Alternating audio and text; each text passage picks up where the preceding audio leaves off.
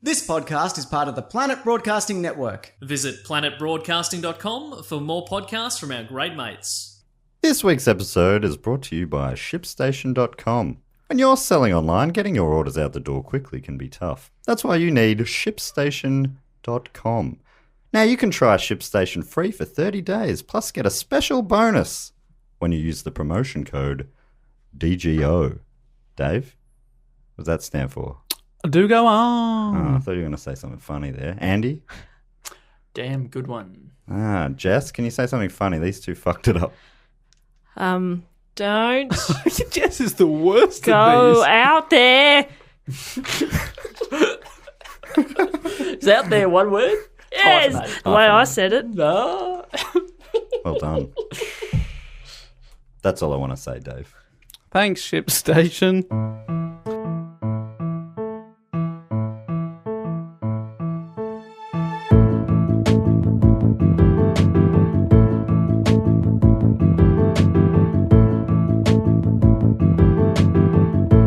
Hello and welcome to another episode of Do Go On. My name is Dave Warnicky and I'm here, as always, with Jess Perkins and Matt Stewart. Hello, Jess and Matt.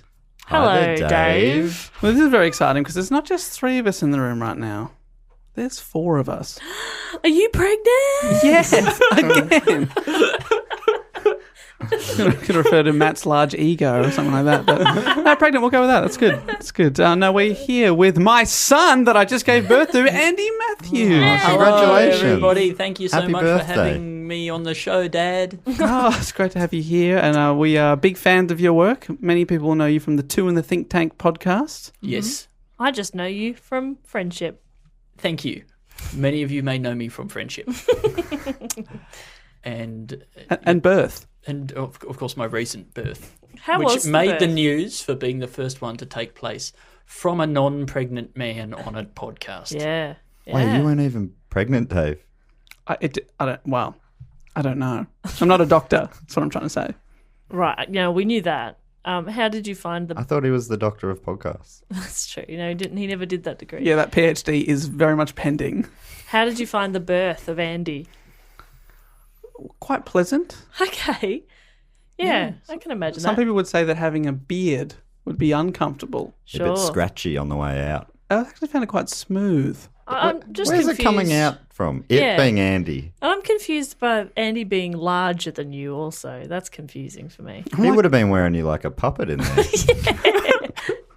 If anything, we should be asking Andy how it feels to finally be free from that strange little cage he was in. That skin cage. Oh, You're a skin cage. We're all in a skin cage, all right? are, aren't That's we? right. We're all pregnant with just a skeleton man or woman who, when we do eventually give birth to them, will concern the doctors. Yes. Wow. And not get likes. It'd be like one of those ugly babies on Facebook, who like you look at it and you're like, it's a picture of a baby here. This should have at least 100 likes, and then you see a baby and it's got like 20 likes. You're like, That or when is- someone announces their engagement and get about 15, you think, oh no. no. yeah. People do not approve of this union. Yeah. They will not last. Yeah. I think that's a death knell. And for any I think a relationship. man-sized skeleton baby Yeah. probably like you'd be lucky to get 10 Yeah. I reckon- sympathy likes. I'd say that'd go viral. Andy. Yeah? I reckon Alright. that'll be pretty big news. I definitely think before I ever get engaged or married or have kids, I'm going to just do a bit of a survey of my friends first, just to find out sort of how people are feeling. Like, So what's your- hypothetically, if I were to announce something like that, how would you respond? How many likes? Yeah. Yeah, I want to know what I'm looking at. So you like Photoshop up a fake fiance Maybe. and mail it out. Sort of Yeah. like the modern thing of asking the father for permission to Sure, propose. It's yeah. asking all your friends for validation. Yeah, and I want confirmation and a guarantee that I will have a certain number of likes. Facebook should set up pre-likes so you can Wow, book it in. Yes. pending. Yeah. Yeah, that is fantastic. Oh, I love that. Well, it's a big step, isn't it, to put something up there and you're not sure how it's going to go. But if there was like just a little subsection or whatever where you get people to book in your pre-likes, Yeah. it's like a futures market. You're like, I know there's a market out there for what I'm going to post. Yeah. I can with confidence put this up. I might even do something sincerely online if that happened. Yeah. If I could be guaranteed. That's right. I think it would also be a really handy tool in terms of assessing your relationship. Like, you might think you love someone, but if you're only going to get 10 likes on an engagement post, something's not right. Yeah, do you really love them? You mustn't love them. You mustn't love them. Your friends and family have spoken. They don't love them. You can do better. You know? It's I think that's true, fascinating. yeah. There's a gap in the market and we'll all be rich. Yep. Let's lock that in before this podcast goes live. Yeah. Hey, Dave, we should plug some stuff and then get in with the bloody show. I didn't say all those words right. You That got most sounded great to me. You got enough right for me to understand what you meant. We've got some shows coming up at the Melbourne Comedy Festival at the end of this month. Coming up 4 Saturdays at the European Beer Cafe. Nearly sold out the first one. Only got about 20 tickets left for that one. Sick. And then there's 3 more after that aren't far off. So if you want to get involved, please come down. There's a ticket link in the description of this episode. And now, Matt, you're also doing a show. Yeah, I'm going to be in Brisbane this week. I'm there right now, actually. I flew up right now as this came. I'm in the air right now, I think. And I'm doing Brisbane Comedy Festival. You can find out details of that at mattstewartcomedy.com/gigs. And also, I'm going to be at Melbourne International Comedy Festival. The show's called Dry Ginger Ale, and Do Go On listeners have a discount code, which I think is Do Go On. Andy's think? doing a show. I'm doing a show as well. I'm doing a show with Alastair Tremblay-Birchall from my Two in the Think Tank podcast. And we're doing a show called Andy Matthews and Alastair Tremblay-Birchall Sci-Fi Sketch Experience. And we're doing all science fiction sketches, and most of them come from our podcast. And they're fucked. Yeah. Really? Oh, man. And haven't you ordered a big prop? We've ordered our first prop, and it's like the most money I've ever spent on anything. And Any clues on And what it you're is? loose with money as well. loose. I bought a house recently. It's a house. But It's just you gonna did be in the announce background. that to us quite like nonchalantly as well. Like, oh yeah, we bought a house, by the way. It's like, okay, you impulse bought a house. Yeah, that's right. So I'm excited to see what this prop is. Are you going to use the house on stage somehow so it can be some sort of tax write-off? Yeah. That is very good. Isn't that good? Like, I used the house for the show, which admittedly lost at least $500,000, but I won't have to pay tax for the next 10 a years. lot of that money was lost in the cost of transporting the house from rural Victoria to the CBD. Every night. Up several flights of stairs. But I think artistically it paid off in that sense. Yeah. You're also doing a Hollands show, were done. Dave? Oh, sorry, Andy. I No. walked over you there. No, well, I just made up an expression, if hollers were dollars. And I don't even know what it means, so I'm really glad you spoke over me. I like it. Yeah, thank you. If I you know reckon what t-shirts that can be means, made. write it right in. Well, it's actually quite coincidental, Matt. I am doing a show, and it is called If Hollers Were Dollars. Oh. So come on down to the Melbourne Town Hall at 9 o'clock on Mondays. The show might actually be called The Blind Dating Show Spectacular, and I would love to see you there. Me? I'll be there. You'll be there. I'll be I've there. been on and been to several of your shows of this nature, Dave, and they're bloody great fun. So you. good. They They're- are. And they're so designed for people should joy. go along. Joy is guaranteed. Look, I am hoping that people will come along because I've sold very few tickets at this stage. So Dave, remember what we talked about.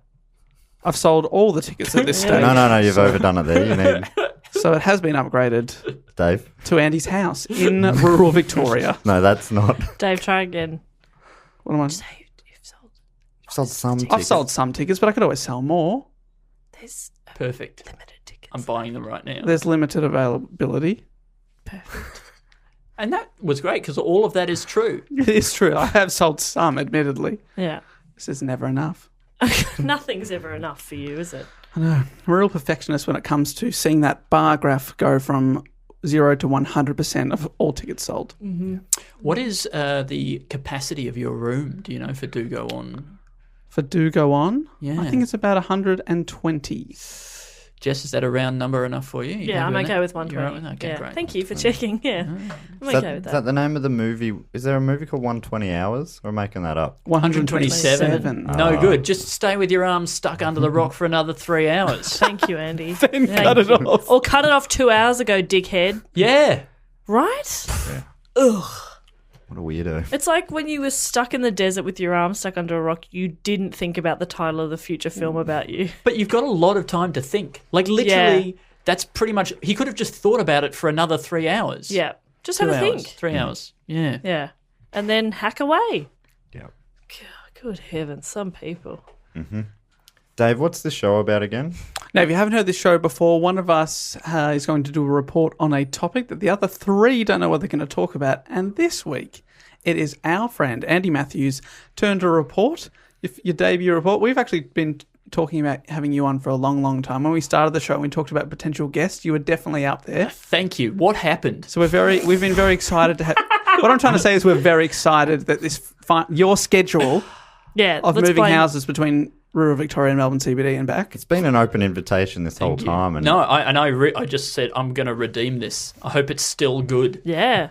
And it was. It was. And I think, I don't know if you've had someone on the show before We have, who yeah. is as much of a fan of the show as I am, because I'm also, I think, the biggest fan of Do Go On. Well- So this is going to be a nightmare of in-jokes. Probably. I spent some time trying to choose a topic based around various in-joke criteria that I wanted to tick off, and in the end it got too complicated.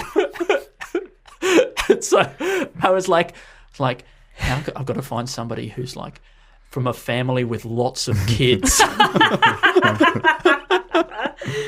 Are you fangirling a little bit at the moment? From I am massively. All my fangirl bits are flopping around all over the place. Put them away. Fangirl to the max. But no, then I came up with a different topic. Would you like me to introduce the topic now? Yes, but usually we start with a question. Oh, I know. I know. Look, I didn't want to. I just thought you were going to say the topic is, and I was going to say, look, you're clearly not the biggest fan. I'm aware of the question, much more aware than you guys seem to be. Yeah. With your, once again, I haven't thought of a question. But that being said, I was very cocky about my ability to come up with a question very early on in the report writing. And then as the date approached, the question seemed to elude me further and further. And I it's hard. actually only just came down to the final decision very, very recently. So... Are you stalling because you still haven't decided? No, on the what are topic? you talking about? Here's my question. Okay. Who is the person, Okay, it's a person. okay. or just who is the person who is most notorious for looking at fruit? Oh. And I'll give you a hint. It's a person from history. Oh, okay. Is it that comedian that headbutts watermelon? Do you reckon he does that eyes open, or do you reckon he I thought you were closes talking his about eyes? yourself for a second. You're talking about Gallagher. Gallagher. Sorry, I'm the person who humps and then Right, headbutts sorry. watermelon. Yeah, but do you look at it beforehand, Oh, or do I'm- you yeah. like lights off? No, I'm just staring Yeah, dead right. eyes. Is it Eve? Eve, she probably had a good. She would look have had at a good that. look She before really she eyed plucked off it. that apple, didn't Yeah. she? Is it the dad from the Cotties ad where the song The was one who picks the "My fruit." dad picks the fruit"? You gotta look at it to pick it, That's don't you? true. What, you just putting your hand in a tree? Yeah. You maniac? No, you wouldn't do that. I The have a tragedy genuine. is- I have a genuine Yeah. answer. Is it Isaac Newton? It's Isaac Newton. Yeah. Famous fruit observer, Isaac Why are we Newton. clapping? We never clap. Well, it's excitement, and you actually got it right, Jess. And Well- it's a sciencey kind of one, and the idiot got it. I realised that, well, it's appropriate then because that didn't actually happen. That's a myth that he looked at fruit. So while he is famous for doing it, he probably never actually did it. Never so saw fruit. your idiot status is preserved. Yay! Like a good fruit. In a jam. Oh, preserve. Very good. Well, here we go. Isaac Newton was born on January 4th, 1643. A good year. Thank you. I'm real hard right now. You pointed at Jess. In Woolsthorpe, Lincolnshire, England. Right. So he was born on January 4th, 1963. 1643. But when he was born, right, that's on our current calendar. When he was born, they were using a different calendar called the Julian calendar. Oh. Currently, we use the Gregorian. calendar. Pope Gregory. When did that change? I didn't realize that had changed so recently. I don't have that information. But sometime between then and now. Yeah, sometime between then and now. It was sort of phased in. And I think actually like Greece only got the modern calendar in like 1928 or something like that. What did we gain or lose? I'll tell you. The Julian calendar, which took effect in 45th BC, by edict, it was the predominant calendar in the Western world until it was refined and gradually replaced by the Gregorian calendar. It has the same months and same month lengths as the Julian calendar, but in the Gregorian calendar, years evenly divisible by 100 are not leap years, except for years divisible by 400. Did you know that? Fucking what? That years divisible in our current calendar, if a year, like every 4 years is a leap year, unless it's divisible by 100, when it's not, apparently. So the year 2000 was not a leap year. I guess. Right. Unless Surely I'm it was. completely wrong, which That's is one of those things that I just wait also until possible. someone tells me. I'm not Yeah. there going, oh, next year, that's 4 years, another leap year. I'll wait until, if someone doesn't tell me it's a leap year, I'll assume it's not a leap year. That's my system. That's the Matt Torian calendar. not a leap year until proven Yes. innocent. Yes. Is Gregorian from what, Pope Greg or something? Yeah, Gregory. There's a Gregory. Pope Greg. That is my favourite fact so far. I think it's Pope Greg the 16th. What? There's heaps of Gregs. In the year 2000, there was a Feb 29. I just looked it up. So what does that mean? Greg's a liar. Okay, well, okay. In that case, I am somehow wrong. Wait, maybe that one's divisible by 400. Oh, it These is. ones are divisible by 400 It main leap years. is. So there you go. Oh, and Dave's always talking about he's good at maths. So you're saying that the year None of this has made any 1900 sense. That's right. It's would not. not have Anyway, had a leap all of year. this is not relevant. The only point is that on the calendar that he had, he was actually born on December 25th. So he was born on Christmas Day. Oh. There you go. Oh. Christmas. Imagine that Miracle. you'd have to adjust your birthday, which if you're a Christmas babe, you'd probably want to do. Yeah. 'Cause I don't know many- I hope they get a new calendar in soon. About bloody time we get a new calendar. So I don't have to double up on presents. Isaac Newton was the only son of a prosperous local farmer. An Apparently- only kid. Yeah. Well, they definitely know what caused No, it. sorry, only son. Oh, hello. Could have had sisters. They didn't bother mentioning them. I looked at several resources that did not mention, just not counted. So there you go. His father was a yeoman farmer. Yeoman. He farmed yeoman. Well, I think we all know what that is. We can just move on. Yeah. What's a yeoman?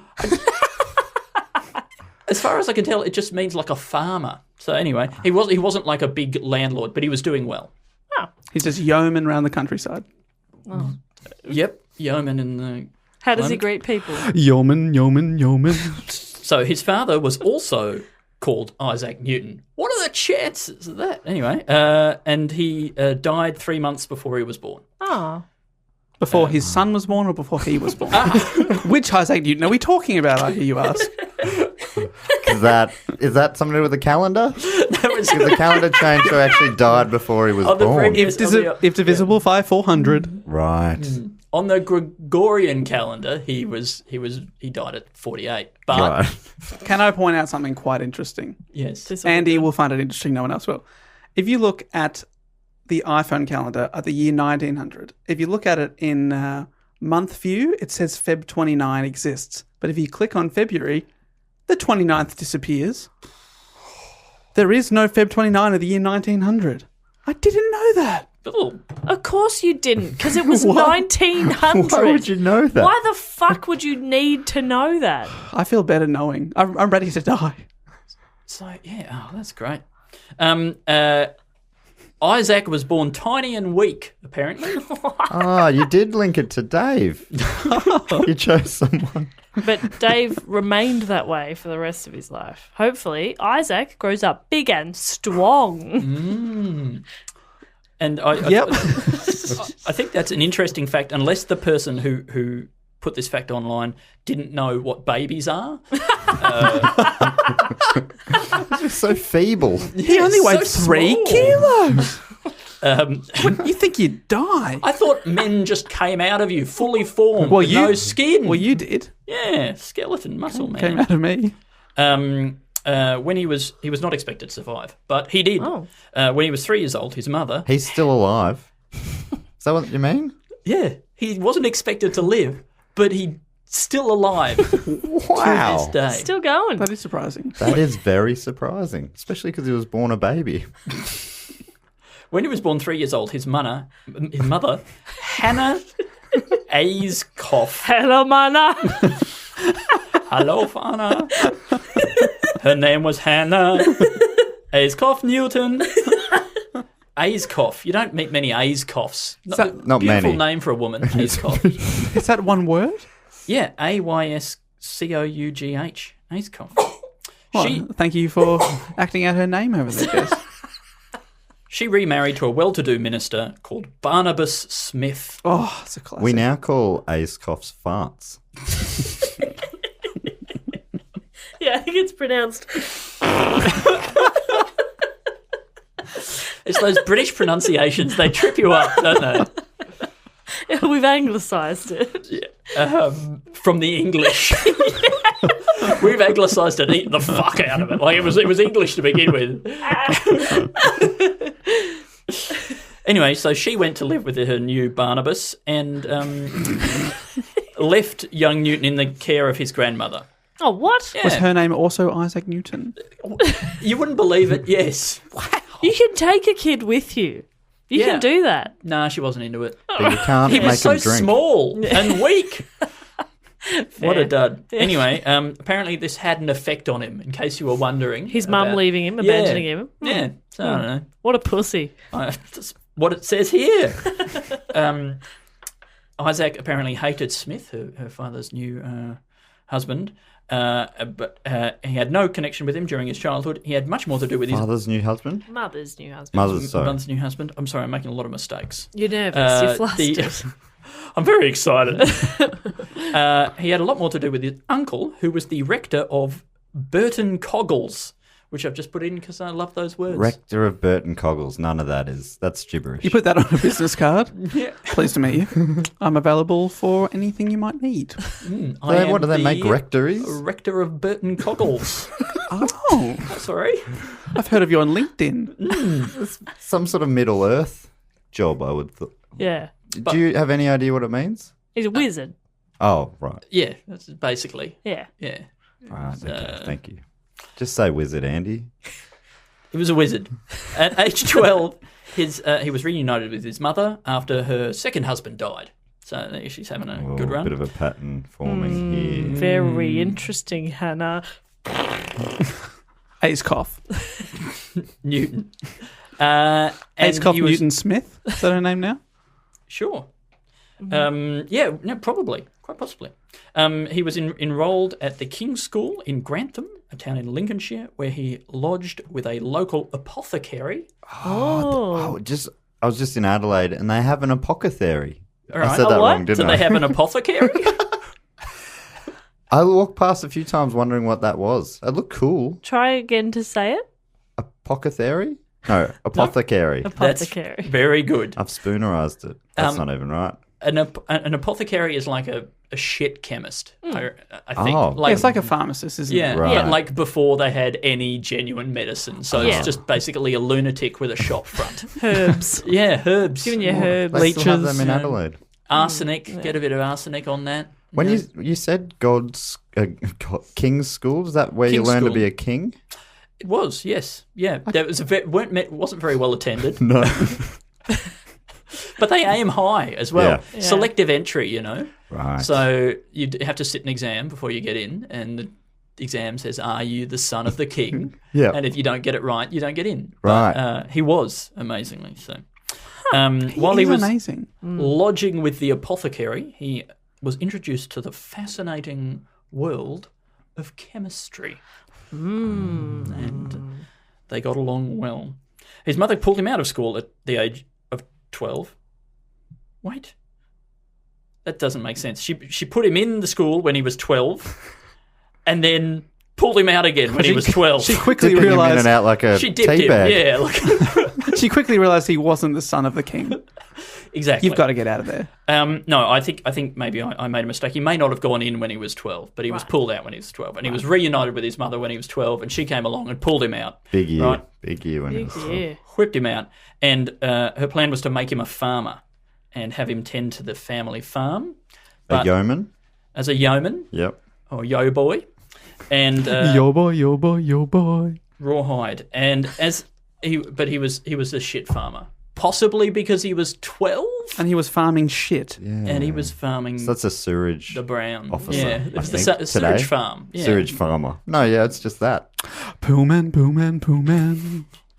Wait, how did we get to rawhide?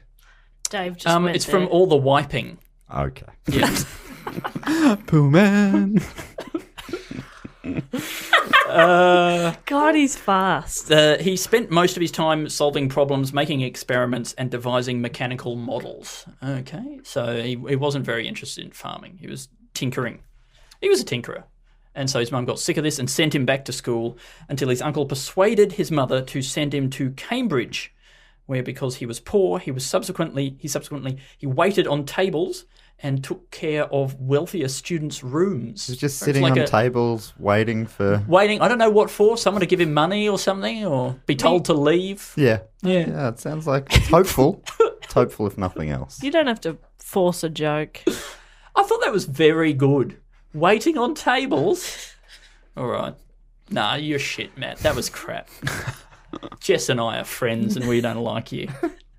Yeah, I get it. But I thought it's interesting that, like, if you couldn't afford to go to uni, I guess that was the aversion of, like, New Start or something. You can just, like, help out yeah. around the place, look after the richies. So Cambridge was always like a top end school.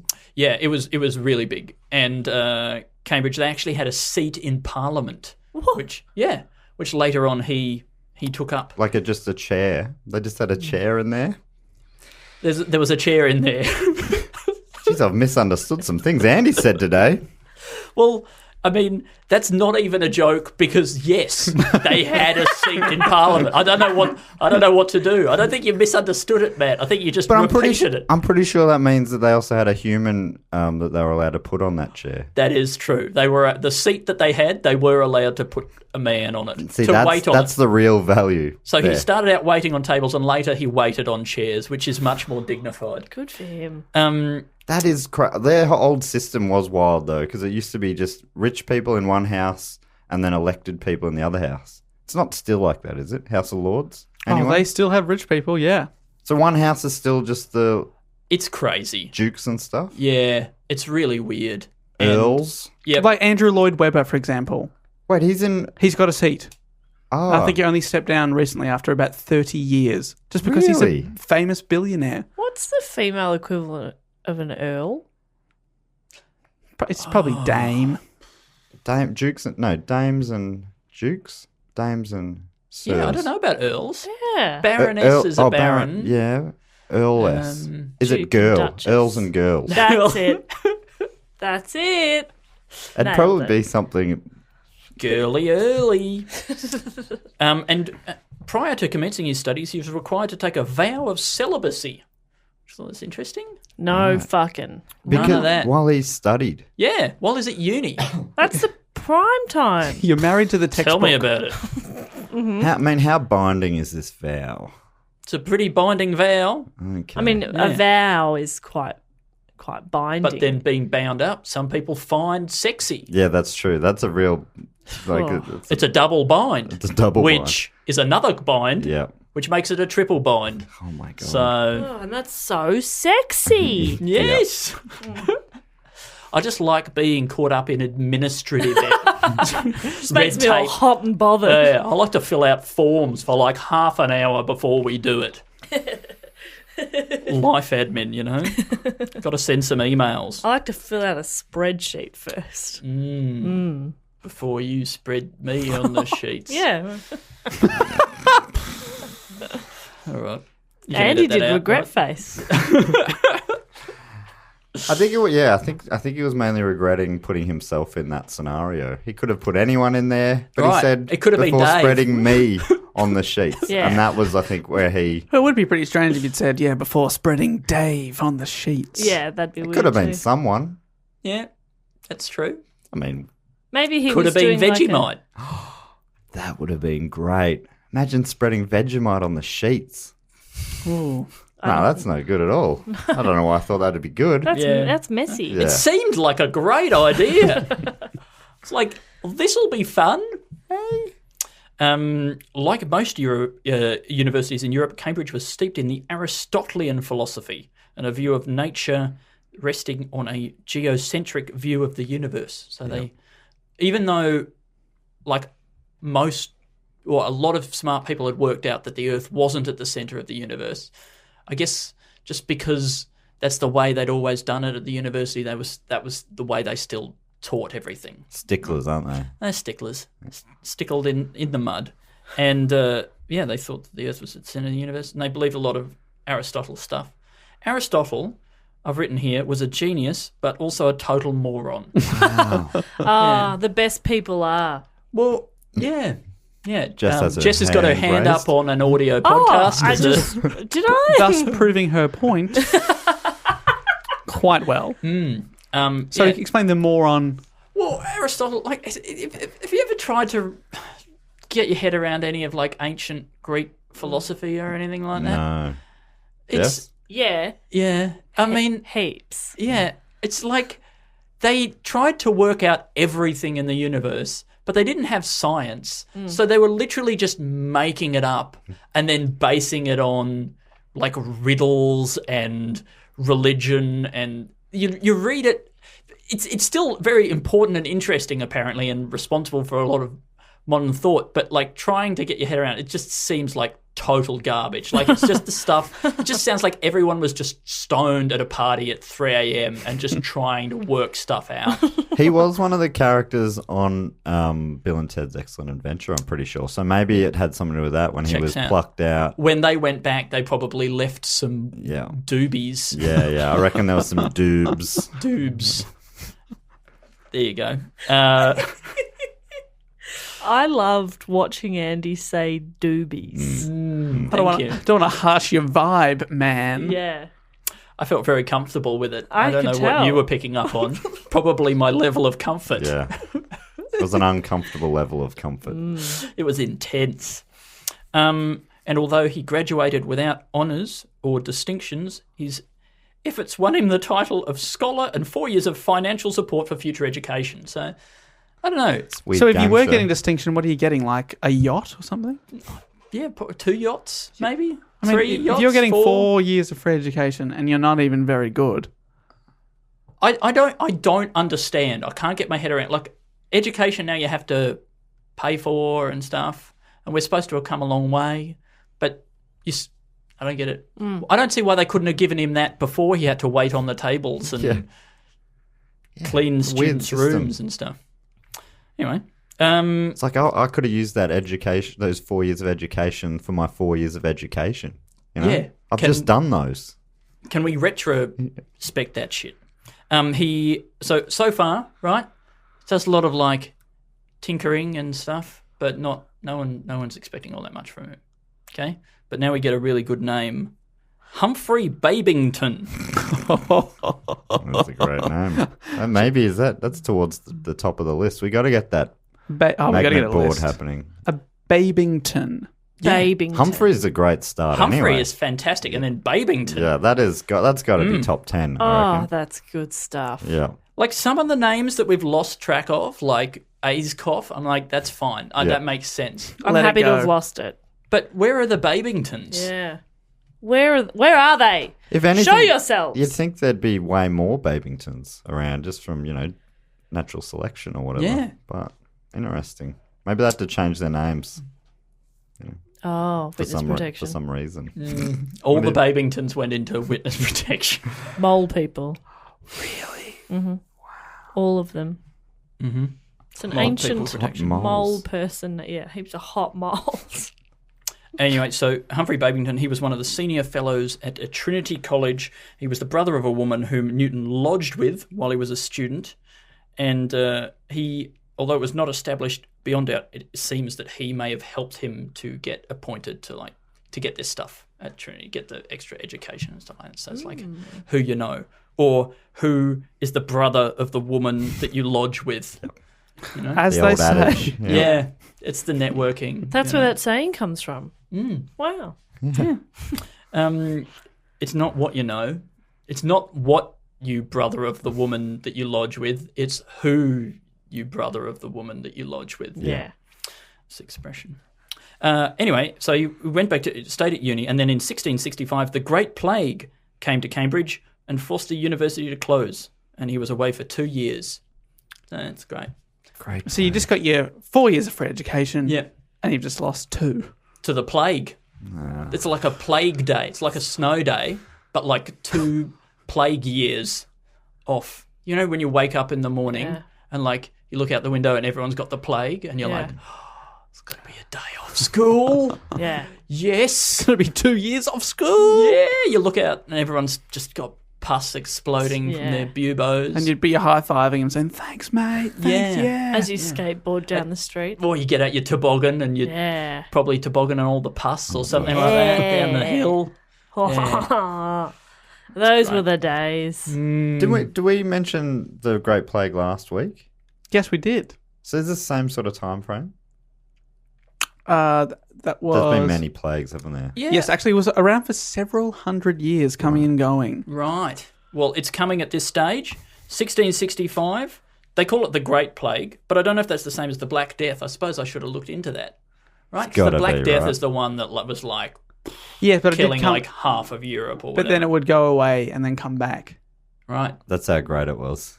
Oh, come back. Encore. Yeah. Right. It would leave and everyone's like, oh, encore. Oh, and they don't turn the lights back on in the gig. So you're like, it's going to come back. The plague's It's going to coming come back. But you still get excited when it comes back. Yeah. And you feel you feel, I don't know, tingling or something. Yeah. Itchy. Yep. Bit of leaking. Coughing. Here we go. Here it is. Oh. Oh, is that pus? They're doing Yes. the big hits. But during these 2 years off from uni, he was very prolific and he came up with the original theory of calculus, which he called fluxions, and the binomial theorem for expanding mathematical equations, and he developed his theory of gravity, that every particle of matter attracts every other particle. So that's a pretty big one. People didn't realise that at the time. Yeah. Right? So like people didn't realise that the same thing that holds the moon in orbit around the Earth is the same thing that like holds us on the ground and makes rocks fall down and stuff. They were like, well, those are totally separate things for some reason. And this is the time in which he would, in theory, have seen an apple falling off the tree and come up with the theory of gravity. But Do you talk about where that myth came from? I do not know. No, do you want to make up something now? Yes. Great. He was actually looking at an orange tree. See, that's the myth, right?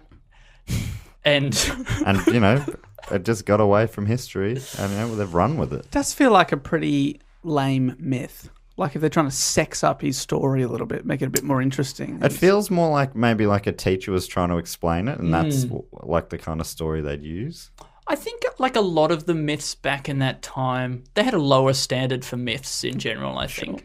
And I think... It's also a time they believed in witches and dragons and stuff. Lower standard. You could get anything through as a myth in that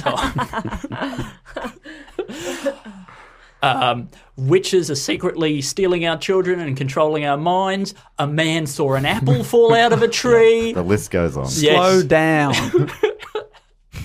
Going to sell the film rights to this one. It's going to be big.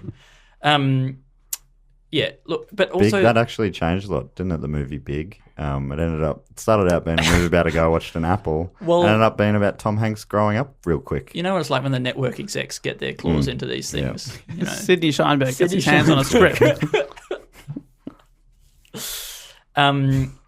So he did some calculations to try and prove that this was the case, and he wasn't successful, like proving that the moon is held in place by the same thing as us. Like his calculations came out wrong, but it didn't stop him from believing it, apparently. And that is good science. I was going to say that is sort of the opposite of what they teach you should do. Yeah. And while everyone, like, Newton is sort of the father of modern science in many, many ways, and is credited with a lot of the scientific method, which is like taking, you know, observations of the universe and testing them and making theories. So often it seems like he did things totally the opposite way. Right. He just was like, this is what it is, and I'll prove it somehow. Yeah, I'll get back to you. And it's just that he was a genius and he was right most of the time. Right, so it wasn't just lucky guesses. So there's not like 100 things that he said were factual that actually stupidly wrong.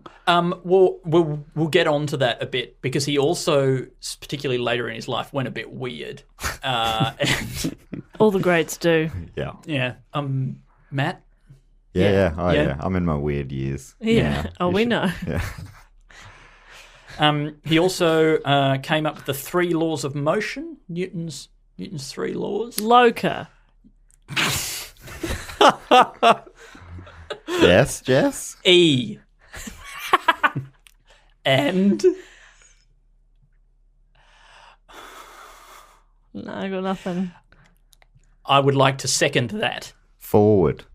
Yeah, very There we good. go. Yeah, great. No, does anybody know Newton's laws of motion? Do you care? Do you want to do? I think it's Newton's? everything has an equal and opposite reaction. Is that one of them? That's the third one. That's very Third good. one? For every action force exerted by an object, there is an equal and opposite reaction force exerted on that object. That's good. That's a to big just one. Say it, but more difficult to understand. Yep. So, anything else? Loca is one of them, I think. He also came up with the first law of motion, which is that everything will keep moving unless you put a force on it. So if you throw, that's one like a spaceship floating through space, just keeps floating forever and ever. So and ever. say everybody's doing a brand new dance now. Exactly, because they don't know how to stop. No one's there to stop them. And you guys said I was the idiot. And the same thing that things won't move unless you put a force on it. Like if something's sitting still, it won't move if you put a force on it. And the second one, which is an equation about that the force is proportional to the acceleration and the mass of the object. Sorry, I just smashed a microphone there. A lot of mass Anyway. you put on that. Yeah, I did, and we saw a reaction. Yes. So is that the theory that everything falls at a similar speed? Is that one being put into practice? Everything falls at a similar speed. Well, sorry, everything. Oh no, I'll stand by that. Oh, sorry. Yeah, no. So you're right that things accelerate at the same rate. Under Yeah. gravity. So if you drop a bowling ball, but you drop a peanut out of a plane, they'll fall at the same. Wow, that's if there was, fascinating. that is the case. If there was no atmosphere, so on Right, the moon, in a on the vacuum. moon, that is correct. In a vacuum, everything Yeah, but how accelerates often, at the same Dave, rate. are you dropping a peanut and a bowling ball in a vacuum? Well, have you ever seen a vacuum ad? They're obsessed with bowling balls for Have you some ever reason. ever seen Dave go bowling? Have you ever seen Dave in a vacuum with a peanut? He cannot hold on to it. It's slipping out of his little hands. It's like one of those game shows where there's like a win box and you've got to grab cash. I'm trying to grab peanuts. And I can't bowling get balls. one. There's a ball. Oh, it fucking hurts. Oh, I've got a peanut. Oh, I ate it. Good entertainment. That's Bit of a a- nightmare. The radio play there. But yeah, so in a vacuum. So if you're in a vacuum, if you're on the moon, if you dropped a bowling ball and a feather, A bowling ball. a bowling ball, yeah, you know when you go bowling. Yeah. Yeah. I do. As a baller, I'm a baller, Yeah, and I yeah. ball regularly. Yep. I take my bowling ball, Yes. and sometimes I go bowling, and sometimes it's on the moon, and sometimes I drop it Bowling. and drop a feather at the same time. Don't hit the ground or whatever the moon's version of the ground is, the moon ground, the mound. I at feel the like I same time. derailed it. Was that anything to do with that second law? Yeah, that's relevant to that second law. Oh, thank Yeah. goodness. I thought I No. was talking shit. No, that's great, Dave. Good So job, those Dave. are the three. Love science. Yep, big 3 laws. Anyway, those are very relevant. Hey, Still learn them in Andy, high but school. what about this? What's heavier, a ton of feathers or a ton of bowling balls? Hang on. Yeah. Do you Andy. mean ton in terms of weight, or do you just mean a ton of them? When you got a ton of He's good. Ton of He's stuff. very good. He's I mean, like a ton of stuff. yeah, just got a ton of a ton of bowling balls over there, or a ton of feathers over there. It's bowling balls. Yes, correct. Well done. God, he's good, isn't he? Did he try and come up with a fourth law and just couldn't? No, he just appreciated the comedy The rule, rule of of 3. three. Love the rule of 3. I'm glad that he didn't. How do he you didn't push feel it about too the rule far. of 3, Jess? Big fan. Okay, so 3 is okay. That's a round No, I enough hate number. 3. Okay, well, But that's 3 is actually a number that comes up a lot in my life. the magic number, Jess. All Jess's jokes is 9 examples and then the punchline. She really beds down the concept. It's the Perkins rule of 10. Yep. You see her counting them off on her fingers. Here we go. and you know when it's coming. But it's much more satisfying because it's a round number. Yeah, exactly. You get it. A lot of people will lose count by then, so they're still surprised. Yep. I thought that was only 9. No, it was 10. So he also developed techniques for grinding lenses into shapes other than a sphere. There you go. So and before that, lenses were just spheres. they were just like curved like a circle, right? Which you can use for like focusing to a certain extent. But actually, the best lenses are different shapes. So if you want to make a telescope or a magnifying glass, it's not like a slice off a, because that's my glasses, right? They're not like half a ball, half a glass ball. No, they're 3/4 of a glass. They're like 3/4 of a glass ball. I'm peering through. Yeah. Real bulbous goggles there. But yeah, so there are better shapes, and he worked out ways to make those accurately. So he did all of this in his 2 years off from school. I would never go back. Yeah. He's turned I'm the starting to corner. understand why this guy's well known. Well, is he though? Because he didn't tell anybody about any of that stuff, right? And that is a thing that like continues throughout his life. He's really, really reluctant to like publish himself any out of his there. work. Is that out of embarrassment or because he wants to make cash? It's sort of out of embarrassment. I think he's very, what you see later on, he cannot handle criticism of any kind. Because his mum left. I think this is one of the things. Like he's worried about being judged or being disliked or abandoned or something like that. So it's his mum's fault. You know, judging. I'm going to judge her parenting and say, "Oh my god, yeah, bad mother. Oh my god, Don't do that, Andy. Well, I'm sorry, but A's cough can. You can say off. it. You can say it here. Thank you. He also wrote a paper about infinite series, and I've got a joke written down here. It's good to announce it. Yeah. All right. Hit us with the joke. Well, we are not intelligent enough probably to recognise that it was a science joke. So He wrote a paper about infinite series. I've written like The Simpsons. Because it keeps bloody going. Yeah. And also, it was just you wanted to get in an in joke because we talk about The Simpsons. And you a talk lot. about The Simpsons. That's great. All the time. this We joke- we do normally back announce our jokes, not front announce them. yeah. Right? But We go, there was the joke. we're a bit like Isaac Newton. We don't like criticism, Yeah. so we defend our jokes. yeah, Right, after the fact. Yeah. That was a joke, you fuckheads. Yeah. Well, if you were like Isaac Newton, you wouldn't tell anyone your jokes at all until one of your friends like told somebody else about it or forced you to publish it somehow or other. And then if people didn't laugh, you'd get furious. forced publish. Pretty much. Bloody hell. So anyway, he wrote a paper about infinite series, right? And he, like The Simpsons, and he shared it with his friend. Very good. that is good. And he shared it with his friend and mentor, Isaac Barrow. Okay, So another many Isaac. Isaacs. So many Isaacs. So what are they? A Hanson? There was an Isaac and a Zach in Hanson. An Isaac and a Zach. Really? That's wild. And what was the other one's name? Taylor. Are you Eyes. sure it wasn't just the same guy referring to himself in the third person? I, Zach. Early on, he made that mistake. Oh. Oh dear. That is Oh, you wild might by be the right. parents. Yeah. They loved Zach. I'm pretty as sure a they name, had as a about sound. 9 children, so they ran out of names. As we all know, there's only 8. And Isaac was one of the older kids. There and was Zach also a young. J Zach, a So K it just comes Zach, back around. Yeah. M Zach. Start the process again. Were there more Hansons than were in the band? Oh, what a life they had. Yep. Brutal. Do you reckon they had auditions Oh, like within the family? probably. Yeah, Brozak did not get in. I would. Did not. Prozac. You would have He thought was very would've- good. He was good. He was already making too much cash.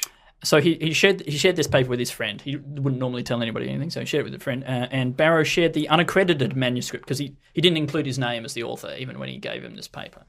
And he shared the unaccredited manuscript with a British mathematician called John Collins, who identified the author. And he said it just verbally. He was like, the author is Mr. Newton, very young, but of an extraordinary genius and proficiency in these things. So that's not bad. Genius and proficiency. And young. Yes. Oh, That's these the are all package. desirable things. Yeah. What a catch. To be young again. Huh? He's really ugly, though. Oh. Yeah, am I picturing him right? He looks like a judge with a wig head. Yeah, pretty Yeah. much. Yeah, I've got a description of him later on. Do you want me to go to the description now so you can picture him? Or you just have it later? continue. All right, great. But Don't yeah, let us disturb you. that is a good wrap up. Very young, extraordinary genius and proficient. And very ugly. And No, there's what a nobody. dog. John Collins said The that. dog-faced man. No, he's quite striking. Like he's got a good, he's very shapely face. A lot of like features and stuff. A lot of scars. No, but A just lot of 3 features. noses. yeah. like maybe not ugly, but like you wouldn't get bored looking at his Right. face. Okay. Yeah. I don't think there's many people that I've looked at and gone, ugh, bored. Yawn. Yeah. God, I'm sick of looking at that face. But you're not a genius like this guy. What do you mean? You I thought are? we agreed that I was a genius and a moron. Yeah, that's That was actually true. Aristotle. His work was brought to the attention of the mathematics community for the first time. And What it's a nice. fun community. I know. Pack of fucking nerds. Yep, definitely a genius. Go surfing or something, you fucking nerds. Go outside. You used to tell a bunch of English people to go surfing. Maths is dumb. Who needs it? Pythagoras, more like fuck off. This is all in my report. It's amazing that you're getting all of this. This is I exactly can what read your screen they from all here, said. yeah. So he was. People knew about him now for the first time. So his name's getting out there. And Isaac Barrow, he resigned his professorship at Cambridge, and Newton assumed the chair. Wow.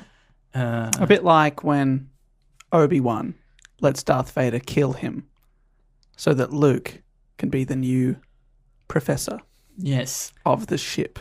And, Yes. Andy, can you go on there? He assumed the chair what?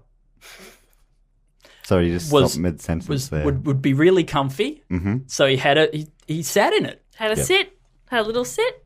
That makes sense. Sorry. And do you think that he stepped down because he was old? Or was he like, you're better than me, you should be in this A chair? lot of people with these jobs just they stayed in them until they were dead, right? So I think he must. I reckon there's a good chance that he saw how good this guy was and was like, let's get him in.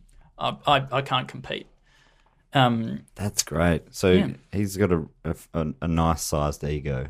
A lot of people would just fight on, right? Yeah, no, I'd say healthy.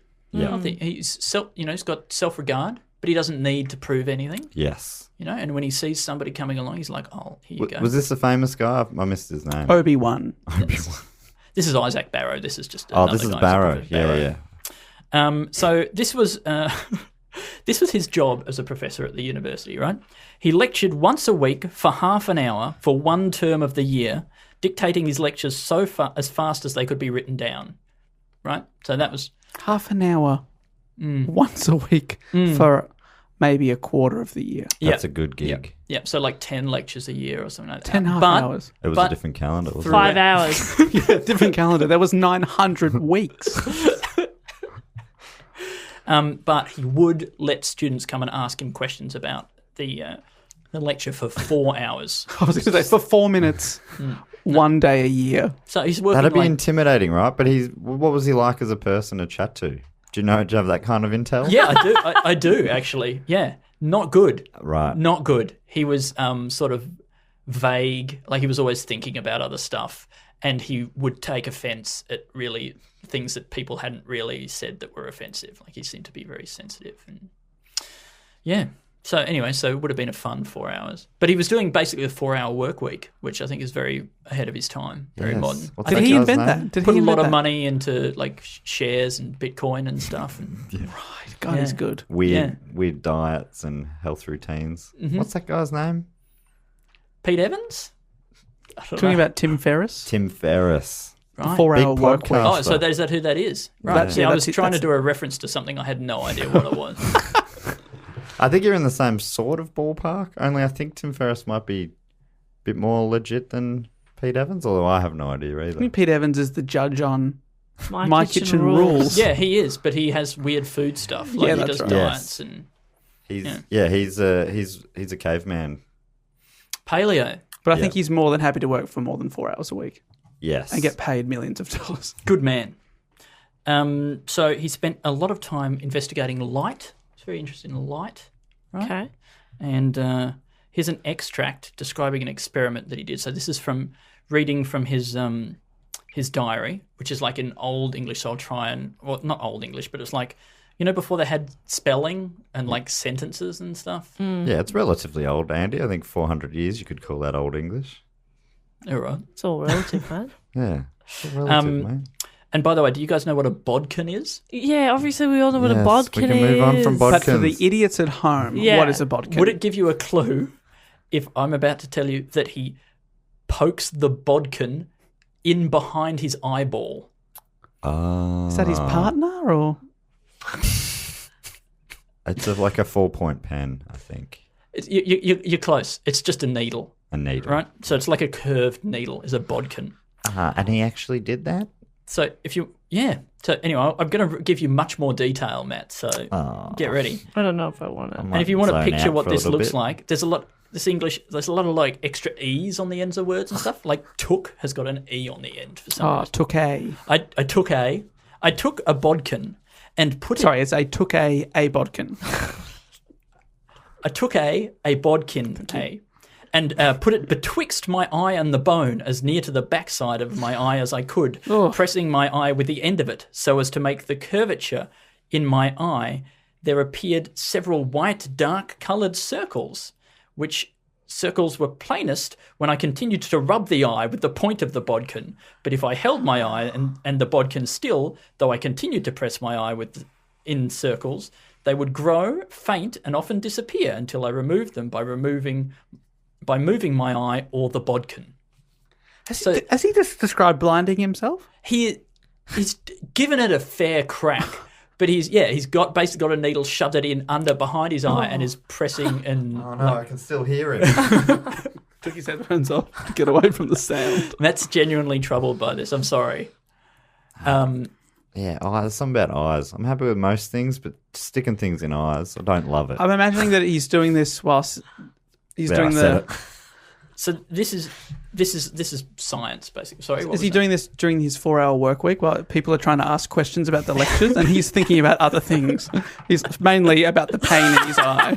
Look, this would no doubt make somebody a bad conversationist if they were shoving needles in their eye while you were trying to talk to them. Yeah, that'd be. You'd be like, I get the hint. I'll leave. Yeah. Okay, fuck it. You've up. obviously got stuff going on. All right. You don't want to chat. It would guess- feel like a test, I reckon, in some sort of a Goodwill Hunting kind of way, some sort of a genius test. I can't remember how that movie goes. Does he ever stick things in his eyes? Yes, it's all eye That's all it stabbing. is. Yeah. I guess like this would be the equivalent at the time of somebody like looking at their He phone also loves while you were apples. trying to talk to them. Or something. They're looking at their phone. Well, yeah, because Or he's poking an seeing eye. coloured circles and stuff. Like there would have been no other way to do that at that time. Yeah. So, yeah, it would have just been, I guess, entertaining. He also did a thing where he looked straight at the sun for like 10 minutes. Oh, like Trump. And then, yeah, like Trump, but worse. And he then had to spend like 3 days in bed with his eyes closed and a cloth over his eyes because he almost blinded himself. But, that was what passed for science at the time. And Okay. good on him. Yeah, at least he was doing these tests on himself.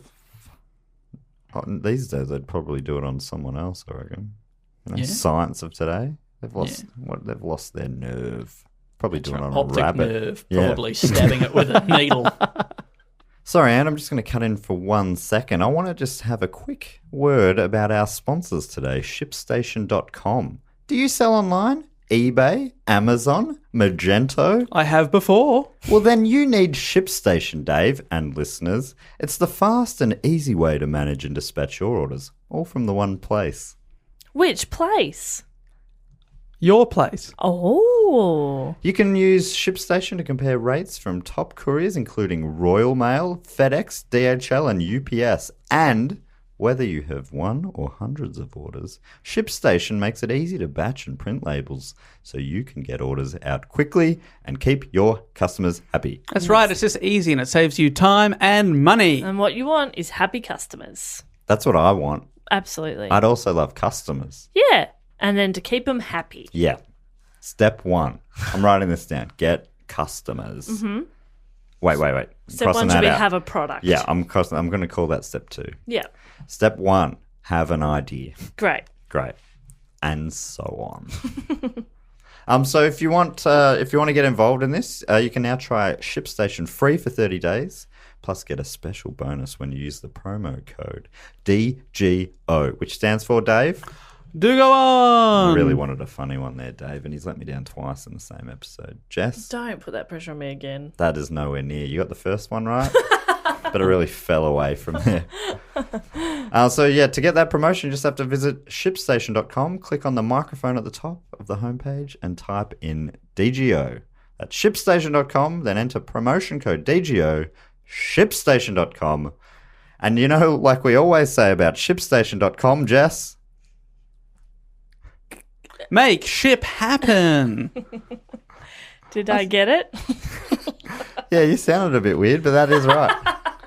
Thanks, Matt. I'm Jess. And thank you, ShipStation. I'm still Jess. Wow, you've maintained that voice for all these moments. Do go on, Andy. In 1672, he invented the reflecting telescope and also the sextant, although he didn't tell anybody about it. You wouldn't if you'd invented a sextant. Yeah. Sextant. Yeah. Sextant. A It's the kind of thing sextant. I'd keep that in myself as well. Like a falls festival kind of a thing. Or, Yeah. baby. So you go with, 7 friends. Each of you have a tent, and there's the 8th tent, which is the sex tent, which is fucked. But that's how we do it. But he didn't tell anybody, so I guess nobody would have had sex Yeah. in it. Why aren't people People just would be having, like, why is there that extra tent there, Newton? I mean, we've already got our own tent. why aren't you just having sex in your own tent? No, it's gross. We all do it in the same one. And then what, I guess we hose it down or burn it or something? Burn Leave it. it behind. Burn it. You don't want to keep that. Again, he wasn't telling people about things that he'd invented. Sure. He showed that light could be broken up in a prism into coloured light. So white light, if you shine it through like a glass It's like block that famous album cover, of, Dark Side of the Moon. by, The famous band Pink Floyd. from, The United Kingdom. with. With love. Thank you. Wow, that's a real expert. But yeah, if you want to picture it, that's what it is. And so he was the first person to explain how colours come from the rainbow. Because that's, basically sort of more or less in a sense what's happening with a rainbow. Light is being reflected and refracted. Can you explain rainbows quickly? No. Is it something to do with the water in the air? Yeah, so you've got water spread throughout the air. So you've had rain or cloud or whatever. So it's little droplets of water all through the air. And light, which is white light from the sun, which is a mixture of all the different colours, comes in and goes into those droplets and bounces around in those droplets. And when it comes back out of the droplets, different colours of light are like slowed down and bent in the water at different speeds, and so reflect back at different angles. So you're more likely to see, red from a higher angle and blue from a lower angle, or whatever the order it is that the rainbow comes through. So that's why the sun always has to be behind you, I think, and the rainbow will be in front of you. And yeah, Why is it in an arch? Is that just because the angle that the light is reflecting at is the same every point around that arch? Does that make sense? So all those points are like at the same angle from you. All the red light all the way around that arch is the same angle to your eye. And all the blue light is the same angle to your eye. Right. All the way around that. I think I almost understand what you're talking about. Where does the pot of gold come into it? Who's in charge of that? It's the leprechauns. Yeah. If anything, you've kind of ruined the magic of rainbows. Well, there is no magic, is what I'm saying. Thus ruining the magic. No, there was no magic, so I'm not ruining it. Right. Just salt on a wound now, isn't it? No, there was no wound, okay? But There's no salt. Is there salt? Oh, there's a bit of salt. Ask the Turkmenbashi, Dave. Oh, free salt for all. That's a deep cut. Don't put any salt on that deep cut. That deep cut, bloody hell. That wound. So there you go. So he's doing pretty well. He's explaining a bunch of stuff. He's not really publishing anything. He's putting a few notes in little journals and stuff. So information is sort of getting out there, and he's telling his students. But I think the way you established firmly stuff at the time was to publish like a big book or a big paper, and he's really not into that because he doesn't want criticism. Right. And but he's got this bit of a reputation as this quiet genius. I guess Is that right? like there's buzz. There's a Oh, lot he's of got a bit of buzz buzz. around Newton. You hear Oscar's somebody's, buzz. yeah. For his performance in Rainbow. Was he in Rainbow? Yeah. Is rainbow a thing? Yeah. Okay. Andy, you just explained it. Oh yeah. Is Rainbow a thing? So but not everyone is keen on his discoveries in optics. Specifically, a bloke called Robert Hooke. Right. He sounds like the bad guy in this story. He does, and he very much is. Did he also do a lot of stuff with the back of his eyes with his hook hand? Yep. He shoved it in there, he wiggled it around, and that was why he didn't like Newton, because Newton used a needle and he thought that was cheating a bit. Yeah. Hooke had gone to all the effort to like cut the hand off, Yep. have it replaced with a hook. He was doing things right, Yeah. and this guy is just like This holding new a school. bodkin. Yeah. Just rushing it. Bullshit. So he wasn't a fan. He was the president of the Royal Academy, which is like the Royal Academy of Science or whatever. It's a big group. A lot Of nerds. Thank you. He was a king nerd. Yep. Nerd king. King Oh, nerd. yeah, all hell. Fucking king of the nerds. King Who nerd cares? of Nerd Mountain.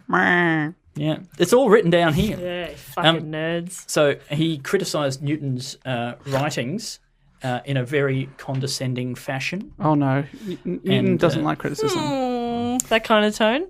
Oh, do you think that's how light works? Oh. Okay, nice one, Newton, I guess, but not really, because you suck. Andy, were you a girl at my all-girls school? Because you nailed it. Thanks. Did not answer the question. Yeah, interesting. Interesting. I fingernailed it. I was Oh, trying to think of another girl thing. Yeah, we Girls have, have fingernails, right? only girls do. Yeah. Yeah. I just got stumps. They're I all flaky and gross. Fingernailed it. Look, Matt, okay, I didn't see you doing a joke. Okay, and Didn't you see won't. me doing a joke either. Well, at least he tried. Yeah, that's true. Newton went into a rage. He denied Hooke's charge that his theories had any shortcomings. Okay, so that's a strong comeback, I reckon. And I encourage you, if anyone says anything nasty to you in the future, say, I deny that I have any shortcomings. Is the ultimate. I do that. Yeah. He does that. I do that. I shit that out, is what I'm saying. Whoa. Yeah. I do not And then have I any put- shortcomings. Yeah. I put that in an envelope and I send it back to him. Yeah. The nerds. Those fucking nerds. Yeah, he's really getting Dave, did dumped you get on my by mail? a big nerd. Oh, I thought that was some sort of mistake. Nah, mate. No, mate. Finger mail. Pretty clearly written in feces on the letter there. Yeah, it said Dave in brackets nerd Warnicky. Yeah. Yeah, no mistake. It's pretty clear.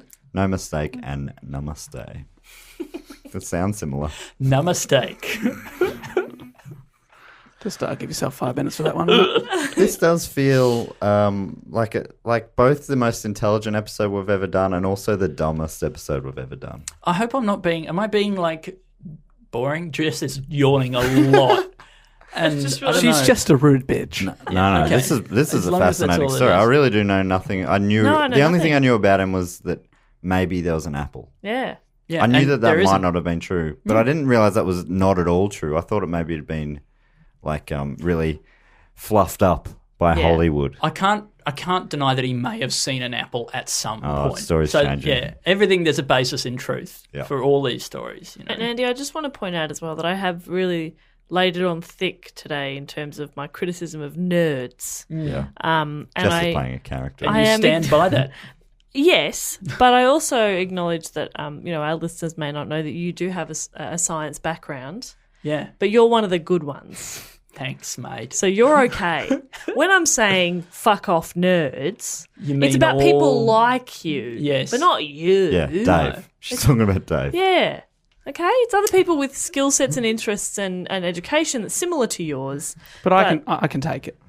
You know what? But you're I great. deny that I have any shortcomings. Great. Great. Yeah, it was so good to see that in action. Yeah. It works, It's really doesn't inspiring. It really works. Andy, Shut that rude bitch up. if it was true, if he did see an apple, what kind of apple do you think he would have seen fall from I've a tree? always imagined a red apple. Interesting, me too. Yeah. Andy, Never is a that, green. is that right? Look, I've got thoughts on apples, Matt. You've probably heard me on this topic, and I just hope it was one of the good apples and not one of the shit apples. So I'm thinking like a pink lady, I love But a not- pink lady.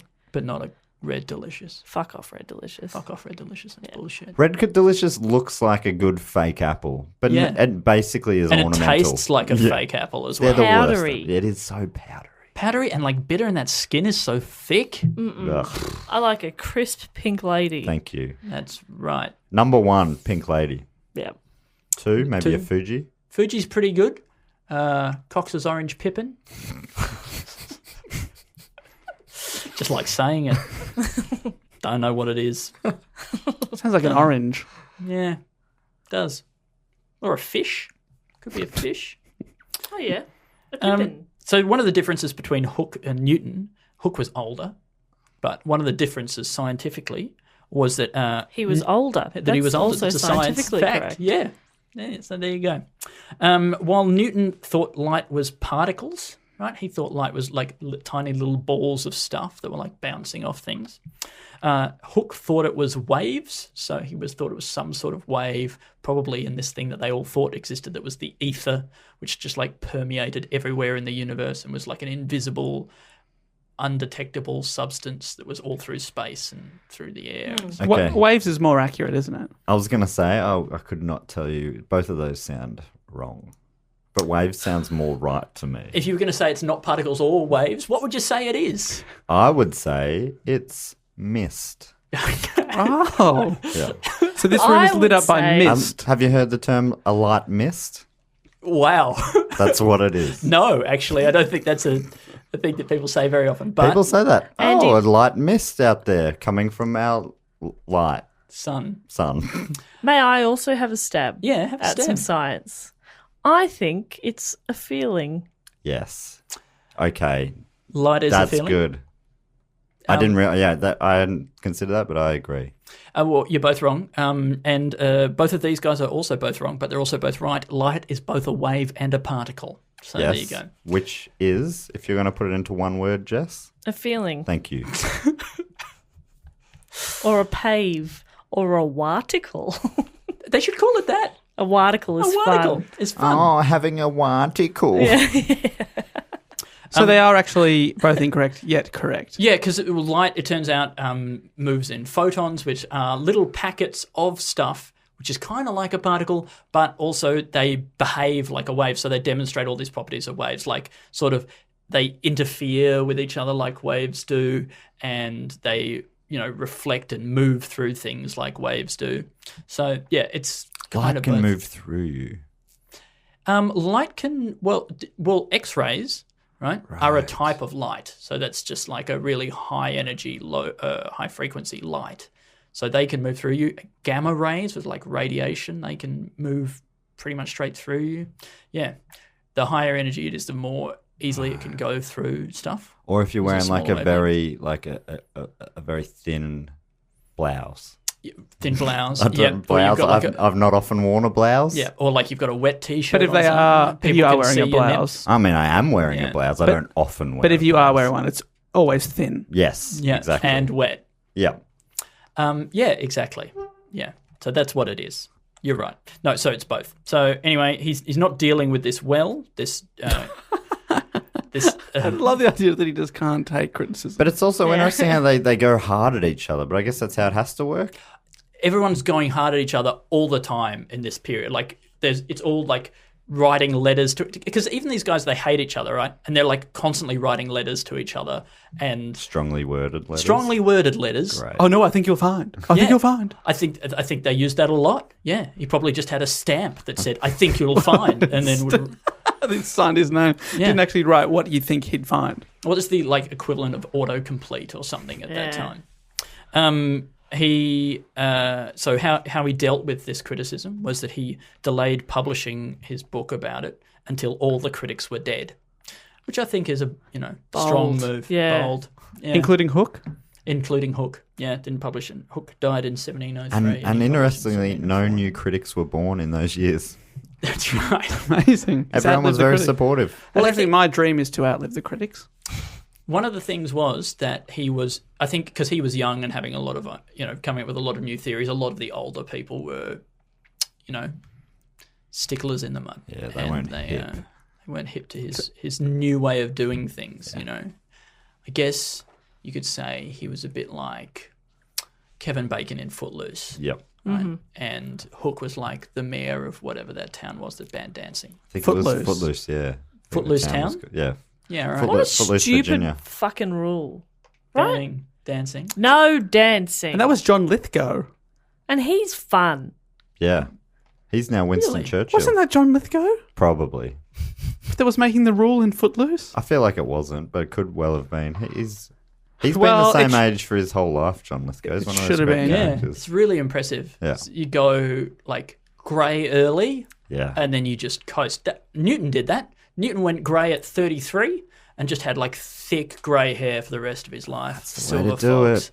And especially in that kind of game where you want to be like respected. Dignified. Yeah. You want to look older than you are because people go, "You're young. What would you know?" Yeah. Say, check out this mop. Yeah.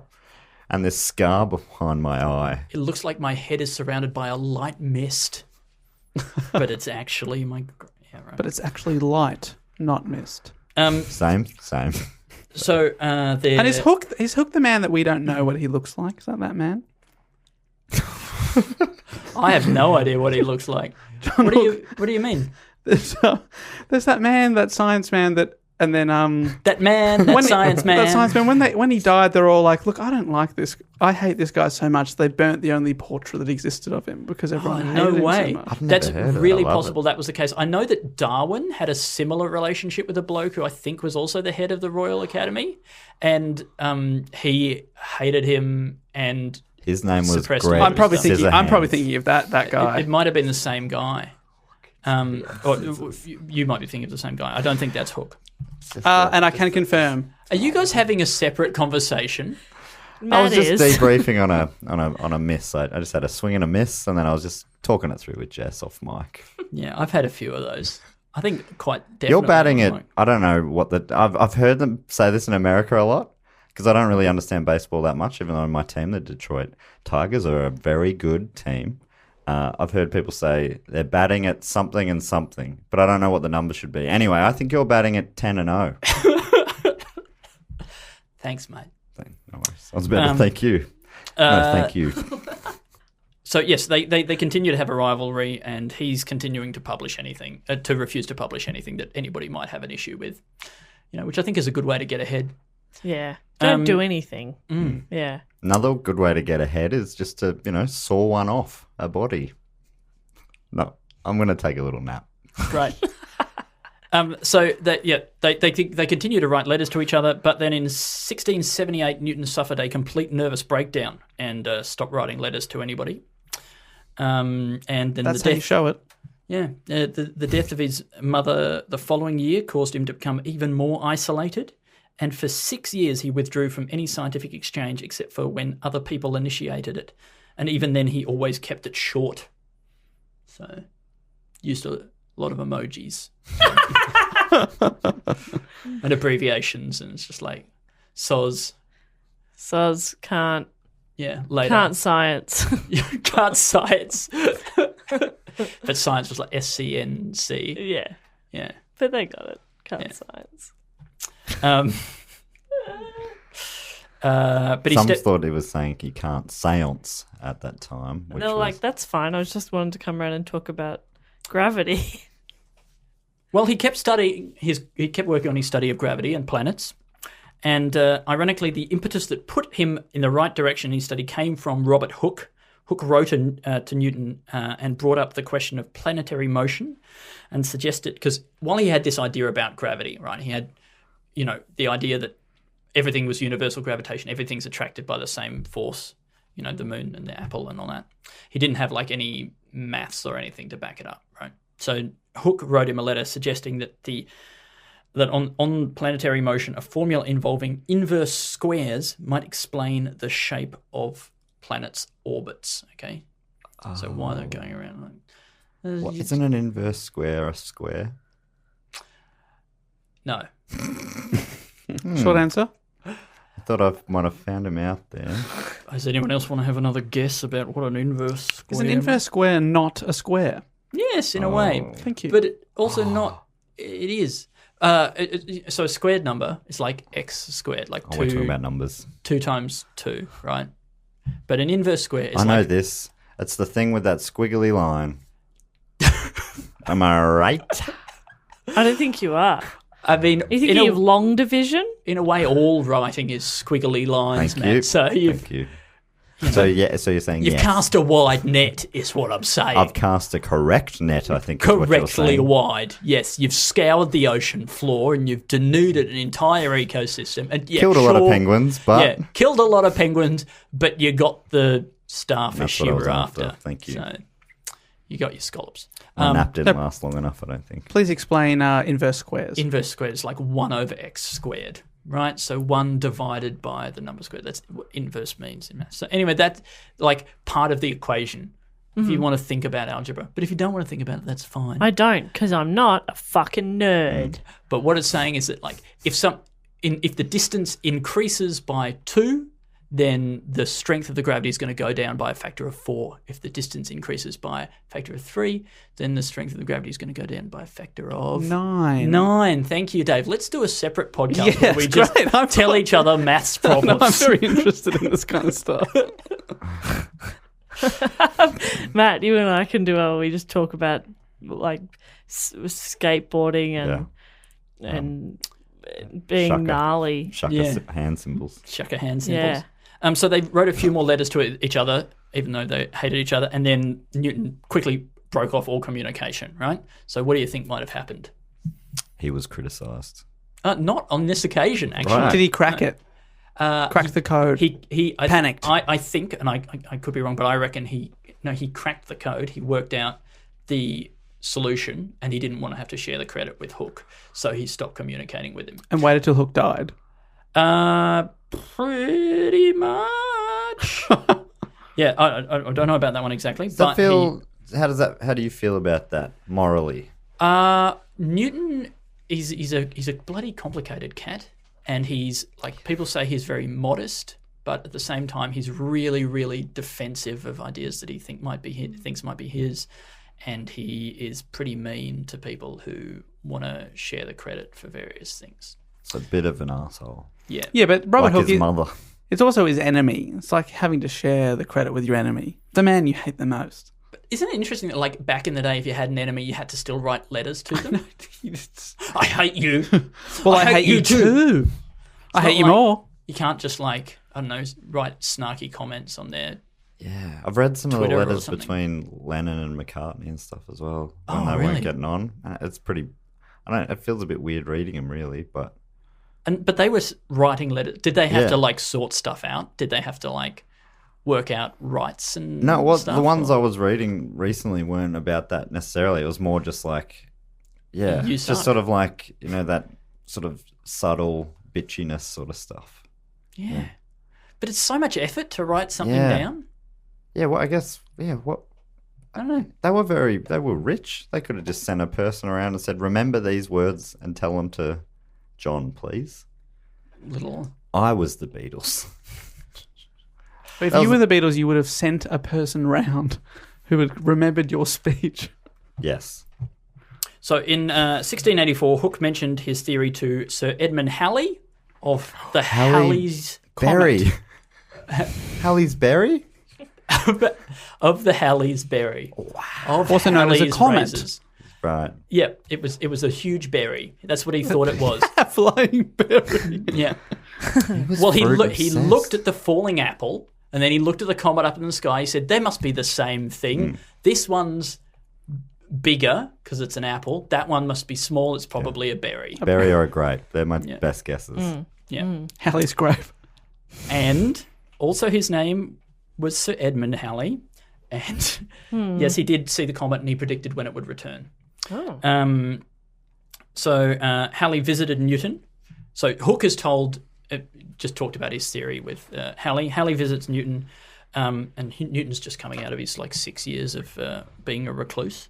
And this is the wording from the source that I saw. Halley idly asked him what shape the orbit of a planet would take if its attraction to the sun followed the inverse square of the distance between them.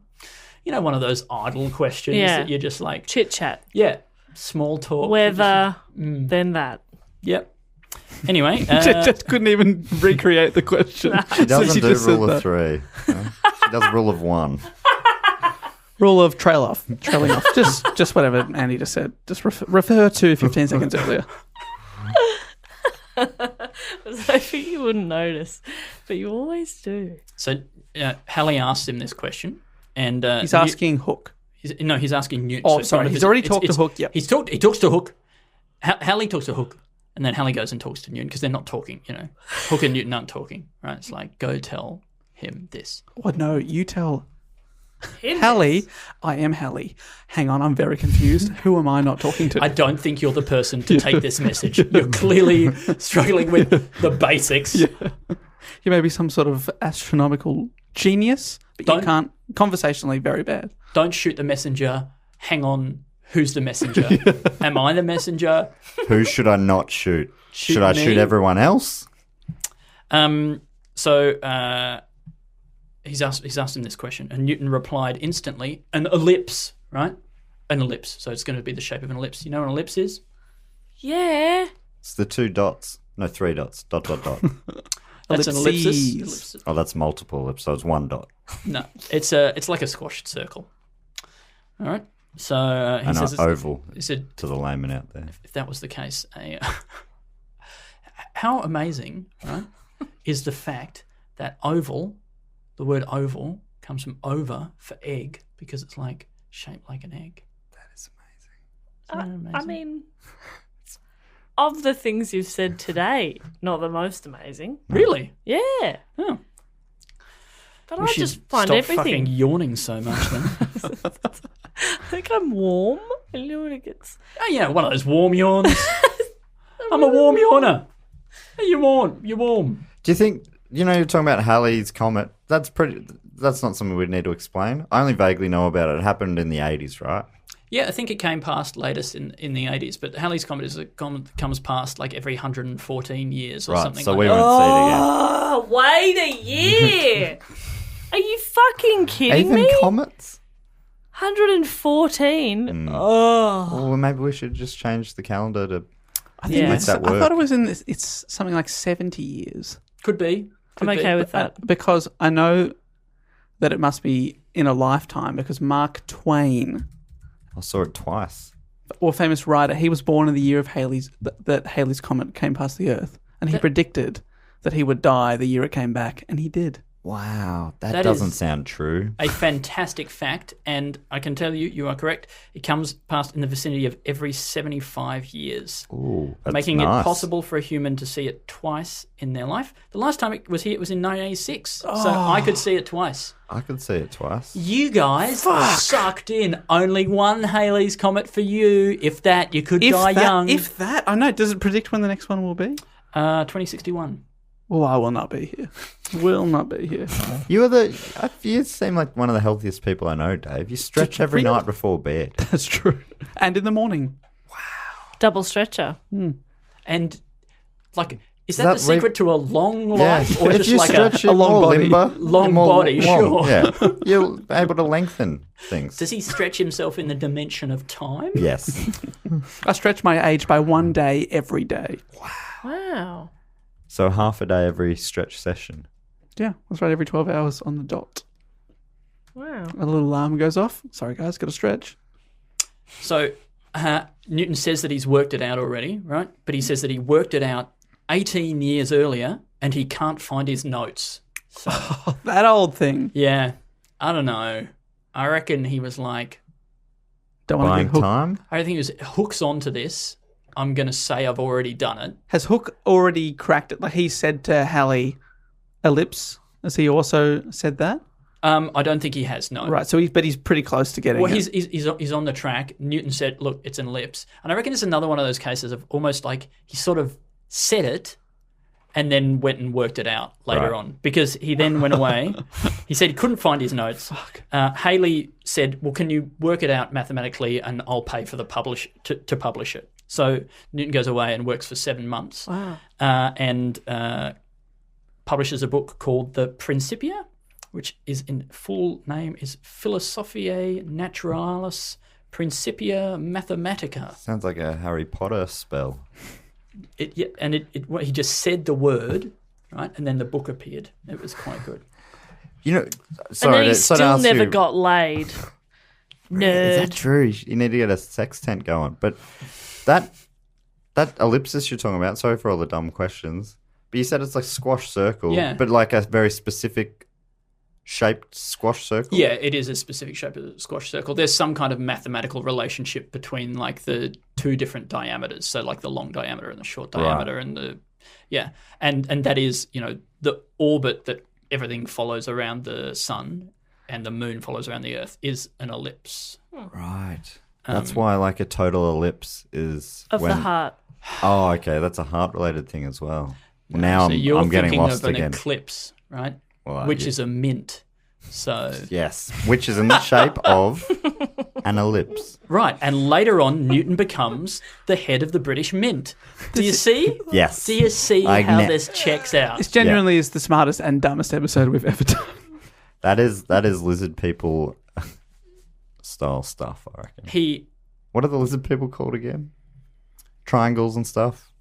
Illuminati. Illuminati. This sounds Illuminati. It's all checking out. Yeah. So he published this book, and he published it in Latin because that's what everyone did at the time, which is just insane. Isn't that a wild like- thing to do? Yeah, all this research, all this hard work, publish it in a dead language.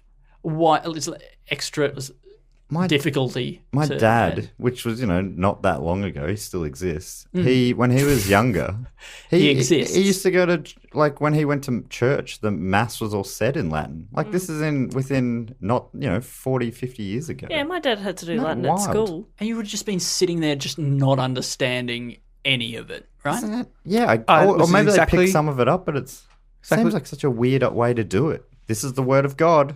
Obviously, we don't want you to understand what we're saying, though. It's exactly what I experienced in that church in Paris on Christmas Day 4 years ago. 2 Is hours. Bonbon Latin? No, 2 hours of not understanding a word Right. that the priest says. Did he have like a stutter or something? No, he was speaking in French. Oh, Which I did not. With a stutter. Yeah. With us, because Bonjour. And a lisp. I believe they And call it le stutter. Not ellipse. Is it an ellipse? An ellipse, yeah, an ellipse. Is that something to do with the squash circle? Is that why people get an ellipse? The mint. That's That's why That's an eclipse. Right, but why do people talk with an ellipse? That's a lisp. Oh my god, this goes deeper than I even But realized. they speak with their lips, Right. which are kind of the shape of an ellipse, and sometimes used to suck on an eclipse. Are you Of picking the all this heart. up, Dave? I can't keep up with this. I'm not I'm smart really enough for sorry. this. This is amazing. So anyway, he writes this book, wrote in Latin. It was really big. It was a really big, successful, Big hit. influential book. Didn't sell many copies, but No. like the people who read it were like, "This is the good shit. This Yeah. explains so much stuff about the world." And it's pretty much the first time somebody wrote a book that actually did explain stuff about the world. It wasn't just like their theories based on, reading some old tomb inscription and doing a thought experiment about a turtle or something. He actually, he had maths to back up things that he said about the world. And that's what you want, Maths. maths. Some solid. It's not what I want. I'd prefer Friends, thanks. Because it is a choice. It's a choice. You can have one or the other. One or the maths or friends. Yeah. And you choose it in about grade 2, I reckon. Yeah. Maths or friends. I hope my maths teacher is listening because she hated me. I bet. Yeah. I reckon she's been listening to every single episode, just waiting for you to get into maths. Yeah. say something about maths. One day I'll like solve an equation. She'll be like, I did it. A little tear. And then she'll finally die. Yeah, she'll shrivel up. A puff of smoke. Anyway, she was driving a bus at the time. Went over a cliff. 70 people died. And those people were also driving buses at the time. Each with 70 people. Each with 70 people in them. I can't figure out how many people it is. Black Thursday, they call it. Wiped out the whole population of South Australia. She moved to South Australia, Jess. I thought you'd like to know. She wanted me to tell you. Thank you.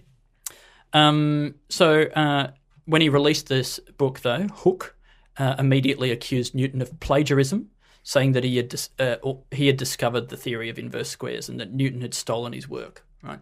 Even though he hadn't actually worked anything out. He just said, I think it might be this. Right. So it's like he'd had the idea for the idea. Yeah, right. Which feels like something to me. I feel like I've had lots of ideas, and then you're like, oh, somebody's turned that into a thing. I think I'm okay with that if it's a book, though, maybe a little note in the forward. I think that the difference is you've had ideas, someone else's, that's become a reality. But it's different if you've said to that person, hey, I've got this idea, and then they make it. If that makes sense. So if I when said to you Matt, know that, when they know you wouldn't want them to do that. So it's like a conversation, you have a good riff, and you ask the other comedian, are you going to use that? Yeah. You should have said, are you going to use that? Yeah, he should have said, are you going to use that? That inverse square gear, are you going to do anything with that? Are you going to put that in a show or Can do I a use bit that? or something? Yeah. Can I use that? It's good stuff. I might do that on stage. When you have a conversation and both people reach for their phone, just going to make a little note here. Oh, I already wrote that down, so that's mine. It's in indelible digital. So, well, you're right. He was forced then to include Hook as an acknowledgement in the book, but he was like, I would rather not publish it at all. But in the end, he did wind up publishing it. But hey, it worked out, okay, because as the years went on, Hook's life began to unravel. His beloved niece and companion died the same year that the book was published. So what a win! This is Hook, all right? Wait, what? His beloved niece and companion? Look, I put that in because in my research, nieces came up more than you would expect. Like today, which is not a lot. I don't think that the uncle-niece relationship is like one of the key relationships. No. But nieces were a much bigger deal in the 1600s. Right. Wish some of my bloody uncles would pay attention to that, eh? Yeah. Oi, uncles. Oi, uncles. Do you really want Why to aren't be your I uncle's your beloved companion? companion? That's a bit Just off. want their money. Sounds like like when a racehorse comes out from Europe for the Melbourne Cup and they travel with a pony. That's what it's making me think of. Is that what it's like? Yeah, I think what it might actually They be. travel with a pony? Yeah, some horses travel with a companion, either a shitter horse, or which is what a pony is, I guess, just a shitter Or horse. smaller. Sometimes like a shitter. sheep or something. What? That might not be true, but there's some other animal, a donkey once maybe. A mate. They bring him a friend. Yeah, just bring him a friend. See? They want a friend, not maths. Yeah, no, what I didn't go on to say is that the horse will fuck that pony. Well, I don't want to speculate about Hook and his. If it was a beloved niece. sheep, would it still? I don't look. I don't want to say definitively either way, but yes. Short answer, yes. But I'm not going to say either way. No, But not definitively. One of the two ways, yes. Yes, definitely. So Hook's on a downward spiral. Yeah. Didn't you say before? Sorry, Andy. Point of order. A lot Yes. of interruptions over here, I will say. Sorry about that, Dave. You pointing it out means you've been thinking about this for a while. Can I interrupt you there? Jess, you got something to say? No, I'm good. Okay, Matt, please. You said before that he didn't release the book until after all his critics were dead. That was the one about optics. That Right, was the one about light. gotcha. Yeah. So he released this is his big. This is his masterpiece. big number. Yeah. Principia. It actually came out in the end. There were 3 books. There were 3 volumes that all explored different things. But as Newton's reputation and fame grew, Hook's declined, causing him to become more and more bitter and loathsome towards his rival. To the end of his life, he took every opportunity he could to offend Newton, which wasn't difficult. No. So, yeah, I'd call him plenty of opportunities. I'd call him Sputin. Yeah, really good. What about Putin? Yeah, good one. Vladimir Putin. Yeah, call him Putin. Take that, dickhead. Yeah, dickhead. That's another good one.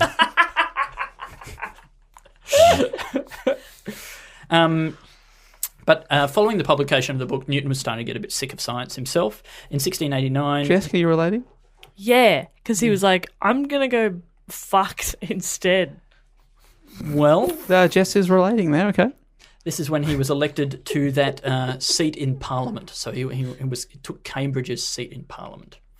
But within a few years, he had another nervous breakdown in 1693. The cause is open to speculation. It could be his disappointment over not being appointed to a higher position by the monarchs.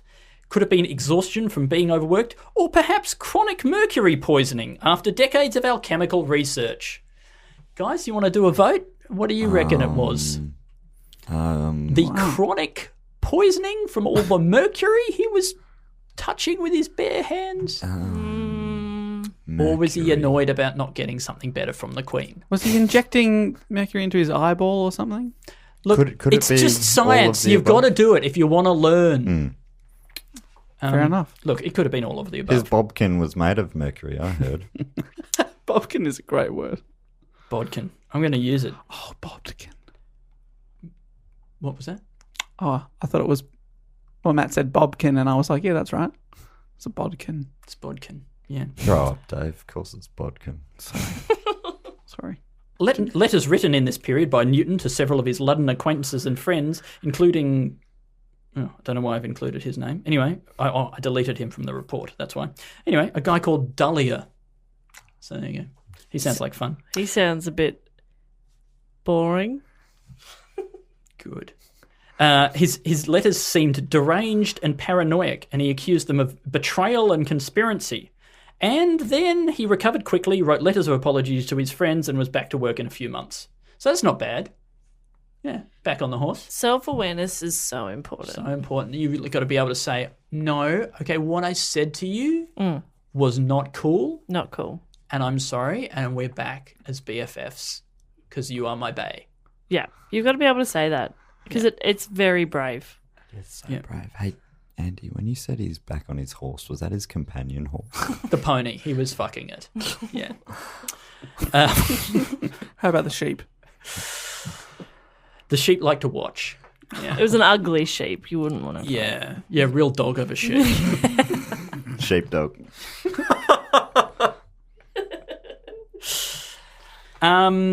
So, yeah, he got better again, but he still seemed to not be all that interested in science.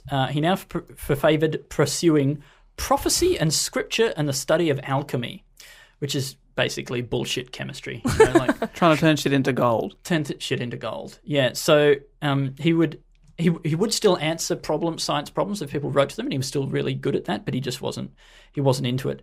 He spent a lot of time trying to discover hidden messages in the Bible.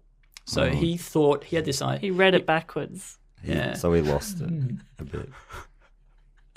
He was actually throughout his life was very religious. He had like pretty unorthodox religious views. He thought like a lot of the teachings of the church were bullshit and all the stuff had been corrupted. And that's why he was like going back to the original text of the Bible. And he was like, the truth is in here somewhere. I'm going to get it out. And he spent, and it was just back to that old stuff of the ancient Greeks of just like wasting your time, just trying to work out stuff based on nothing. So he's like invented science, which gets facts from the real world. And then he goes back to like, oh no, but there might be some codes in here somewhere. Right. He wants to be a Dan Brown sort of. Dan Brown. He was a Dan Brown in his time. He wants to be Dan Brown. Who hasn't been there, at some point. The lowest of the low. Dan Brown. In 1696, he was appointed Warden of the Mint, presumably an eclipse mint. After acquiring his new title, he permanently moved to London and moved in with his niece. Another name. What's going on? What is going on there? Crack that code. Yeah, the niece code. Yeah. This is my theory, right? I think the code might just be patriarchy, and I think it's possible that just back in the day, women were any woman in your family was sort of kind of just expected to just kind of look after the men and sort of give their lives over to supporting the men and doing whatever. So his niece was married, someone with a good name, I can't remember. But Yeah, like your weird uncle who's like the head of the British Mint just comes and lives in your spare room. Yeah. Seems very strange. Don't have a spare room. That's my Yeah. theory. Yeah. Yeah. 1-bedroom apartment all the way, baby. It's much like you shouldn't drive a ute or a wagon Yeah. or a van. Because you're unless- helping everyone move. Your uncle's going to come and live in it. You know what they're like? They're like a hermit crab. They just see a space big enough and they just back in like that. You an uncle, Dave? You're not an uncle, are you, Andy? I'm not an uncle, no. I'm not an uncle. You're I'm not an uncle, no. I Jess, worked out, you an uncle? Sorry. Jesus, thank you for including me. And no, I I'm worked out not the an other uncle. day that it's possible for you to be the uncle of someone who is...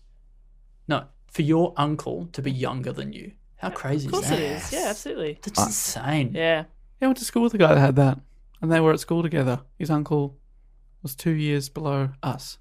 Oh my God. It's That like Modern Family. That would make more sense if she was... Yeah. if he was younger than her somehow. Don't know. It was a uncle. Yeah, Oh, no. Jess, can you edit that bit out? Nope. because I'm not editing the podcast. So yeah, he moved in with his niece and worked at the mint. He was pretty keen on the job, and he reformed the currency, and he severely punished counterfeiters, Yes. people who made forgeries. Counterfeiters. Yeah, Right. What a crazy twist at the end. yeah. Well, it's not even the end. In the middle. Yeah, What a wild mid twist. yeah. So he's really into that. He I don't know if this means anything. He changed the British pound from being the silver standard to being the gold standard. Which That's something, yeah. I reckon. Sounds like it. I mean, gold is better than silver. So like going the from Olympics. so like getting a AAA credit rating. Maybe. Or is it like, is it something to do with, because isn't currencies all based on, it used to be based on bullions, right? Is it something to do with that? Yeah, I think it was to do with the value was dependent on the value of gold, and they had to keep a certain amount of gold in the vault or something like that at the Bank of England to make it mean that the paper money was worth something, which is not the case anymore. Now money literally means nothing. We just accept it. We just accept it. We're just like idiots. You're sheep, man. Sheepdogs. But also because we accept it, it does mean something. Oh, You're right. Shit, son. You just got philosophized, bitch. No, fair cop. In 1703, Robert Hooke finally died, and Newton took his place as head of the Royal Academy. And can I just say that I quietly Googled it, just so we don't get millions of tweets. Yes, apparently they may have burnt Robert Hooke's portrait. Really? And I know that, and I remember that now because there's people writing about it on the internet. There's a scene in Cosmos, the remake that they did with Neil deGrasse Tyson as the host, which is a great series if you haven't seen it. I haven't seen it. No, I would Absolutely love to. fantastic. And yes, that's right. It's debated whether it actually happened. Right. Well, look, I wouldn't be at all surprised because Newton came in and he was like a total dictator in the Right, Academy of yes, they Science. apparently burnt his portrait to get rid of the memory of him. So there isn't a portrait. Like you wouldn't know if you don't know if that's true or not. You'd know if there's a portrait of him or not now. Well, it says that I was reading online quietly because I was obviously enthralled with the story, which is course. great. But That's why why it you had to reads read quietly. it did say Otherwise, I read out loud. that they had to replace his image, but I don't know what they based that on. So there you go. What did they replace it with? Picture of a butt? Yeah, Newton was like, "Oh, draw me butt and put it in his place." There you go, Hookie. Cop that. That may or may not have So happened. he was the head of the Royal Society, but however, his ambition was, and his fist offence of his own discoveries continued to lead him from one conflict to another with other scientists. And by most accounts, he was a bloody nightmare. He spent time in 1704 trying to get scientific information out of the Bible, which is great. Sounds like he's like interrogating it Yeah. with a It's in hot there poker. somewhere. What do You'll you talk. know? Tell me. He had to burn a lot of Bibles. Wasn't good. You had God to hated it. use phone books so that the Bible wouldn't bruise. Phone book on Bible.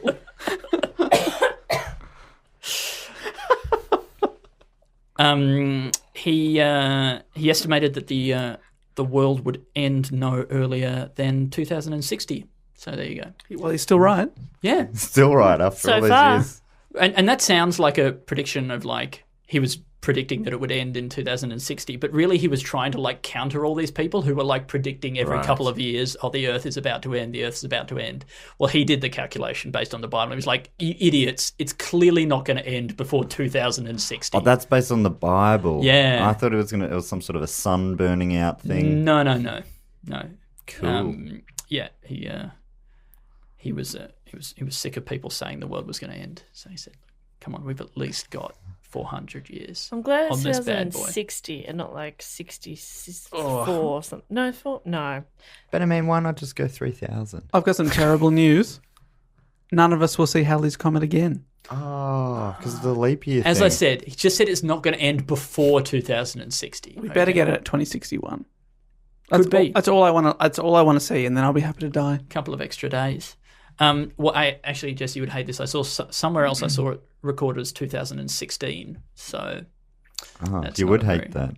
I would have hated that because the world would be over. 2 years ago. I would have hated that. Because Jess has been having some cracking years since then. Yeah, I've had a couple of good years. Have I? I don't know. They're fine. I reckon. Started the podcast in 2016. That's true. Wasn't it late 2015? That was 2015. Yeah. I apologise. No. Apology not accepted. But which calendar? Was that on the Julian calendar? Yes, it was. See, there you go. That was your mistake, Matt. Always assume I'm using the Gregorian calendar. Apologies. Wrong again.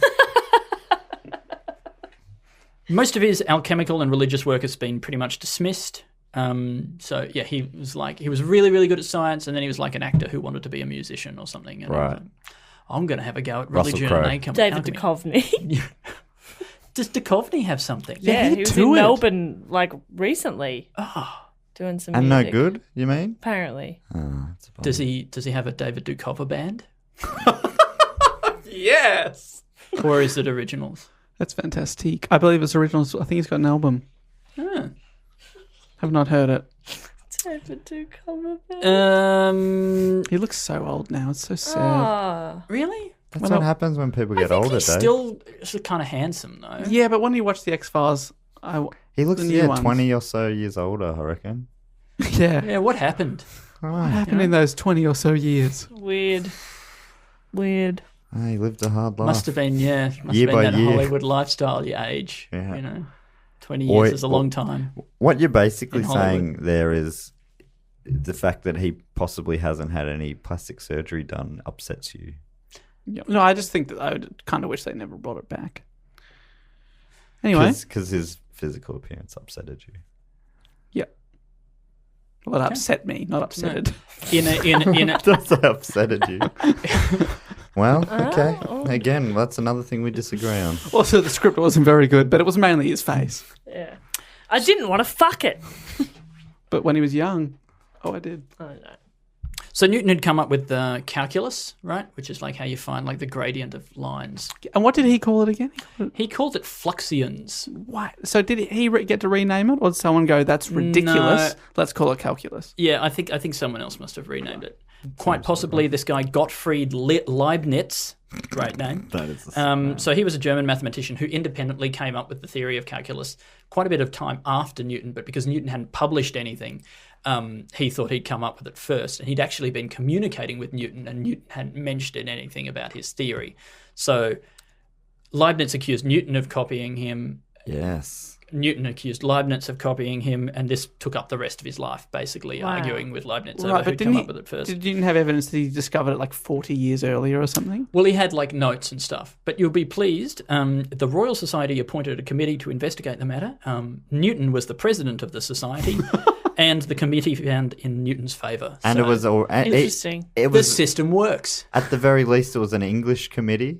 Anyway, Yeah. this was something I was wanting to ask. Do you think that, because I'm always a bit suspicious about like English history saying, or any history saying our man was the one who figured everything out, and that there's like some slightly less known person somewhere else who actually came up with it. Is there any controversy like that? Well, I mean, I think things like this and the Leibniz discussion would be the equivalent of that, and the stuff with Robert Hooke. I think it's hard to say, but I think genuinely he was a genius. Genuinely, he stuff like his laws of motion. No one had come up with that before. Right. So all of this is pretty revolutionary. Yeah. By this time, he'd become one of the most famous men in Europe. His scientific discoveries were unchallenged, and he'd also become very wealthy, investing his sizable income wisely. Sizable income, it's so funny when you look at these old things, like his income was like £700 a year. And everyone's like, ooh, doing all right. Yeah. He's doing very well. Yeah. Living with his niece, I hear. Oh. Yeah, it's just so funny hearing. Like, how do you even divide £700 up small enough to be able to use it to buy stuff throughout the entire year? Like, even if it's like, what, like 100 pennies to a pound? I don't even know. Were pennies there in a things pound? like threepence and shillings and stuff? Like, Sure. wasn't it? It used to be a confusing system, I think. So I guess, like, instead of a loaf of bread costing $1, it costs 1 cent or 2 cents or something. Yeah. I suppose that makes sense. It just sounds crazy to me. That is like people who are used to large things like Japanese yen. They're like, what do you mean a loaf of bread costs less than 1,000? Yeah. It's like, All I look at is the number. yeah, what? It's crazy. Maybe if you picture a penny like $1, would that help? Okay. Yeah. But then what's You a can't. cent? You can't. They don't. So everything costs $1. Isn't that better? Let's get rid of 5-cent pieces, right? No, we got rid of the 1 cent, 2 cent pieces here ages ago. The I think 5 cent doesn't have long to go. I think they still have like single pennies in the United States, just 1 penny Right. pieces. But they can't get rid of them because they've all got Lincoln's face on them and they love Lincoln so much. Ah, right. Sorry if this is incorrect. And you I remember him winking are American in a and hate Simpsons Lincoln. episode, the Lincoln coin. I think they've got 1p in England still as well, or the UK. Yeah. Weird. Anyway, he was very rich. He never married or made many friends. In his later years, a combination of pride, insecurity, and weird scientific investigations led some of his friends to worry about his mental stability. Throughout his career, he was torn between his desire for fame and his fear of criticism. So That's a tough one. it just sounds like a comedian to me. Just like your standard any one of us, I guess. Nah, I love criticism. Yeah? It's fine. You could take it then. No, don't. Sorry, Jess. Was that directed at me? Yeah. Oh, God. Okay, so you want to know what Newton looked like. Newton was short, and at the end of his life, he was very stout, but he was, I don't know, I A said this- teapot is what you're just short and stout. if you tipped him over, you could pour him out. That's what Dave did to On you at the his- start of the episode. When he gets all steamed up, you could hear him shout, and need I repeat, if you tipped him over, you could pour him out. What a very detailed description. Yeah, instead of arms, actually, on his left side, he had a handle. And on the other side, a stout. I don't think that's What was he right. holding? Spout? He was holding a He beer. was holding a dark beer. Wow. Fair enough. You instantly made me thirsty for stout, Jess. He had Very a- powerful. I'm an influential person. You're an online influencer. I'm an influencer. Get at me, brands. Everyone grab a stout. I'm up for sale. He had a square lower jaw, brown eyes, broad forehead, and rather sharp features. His hair turned grey before he was 30 and remained thick. And Oh, that you said 33. Please say before. luscious. it says here he remained thick and white as silver till his death. So not very white, then I presume.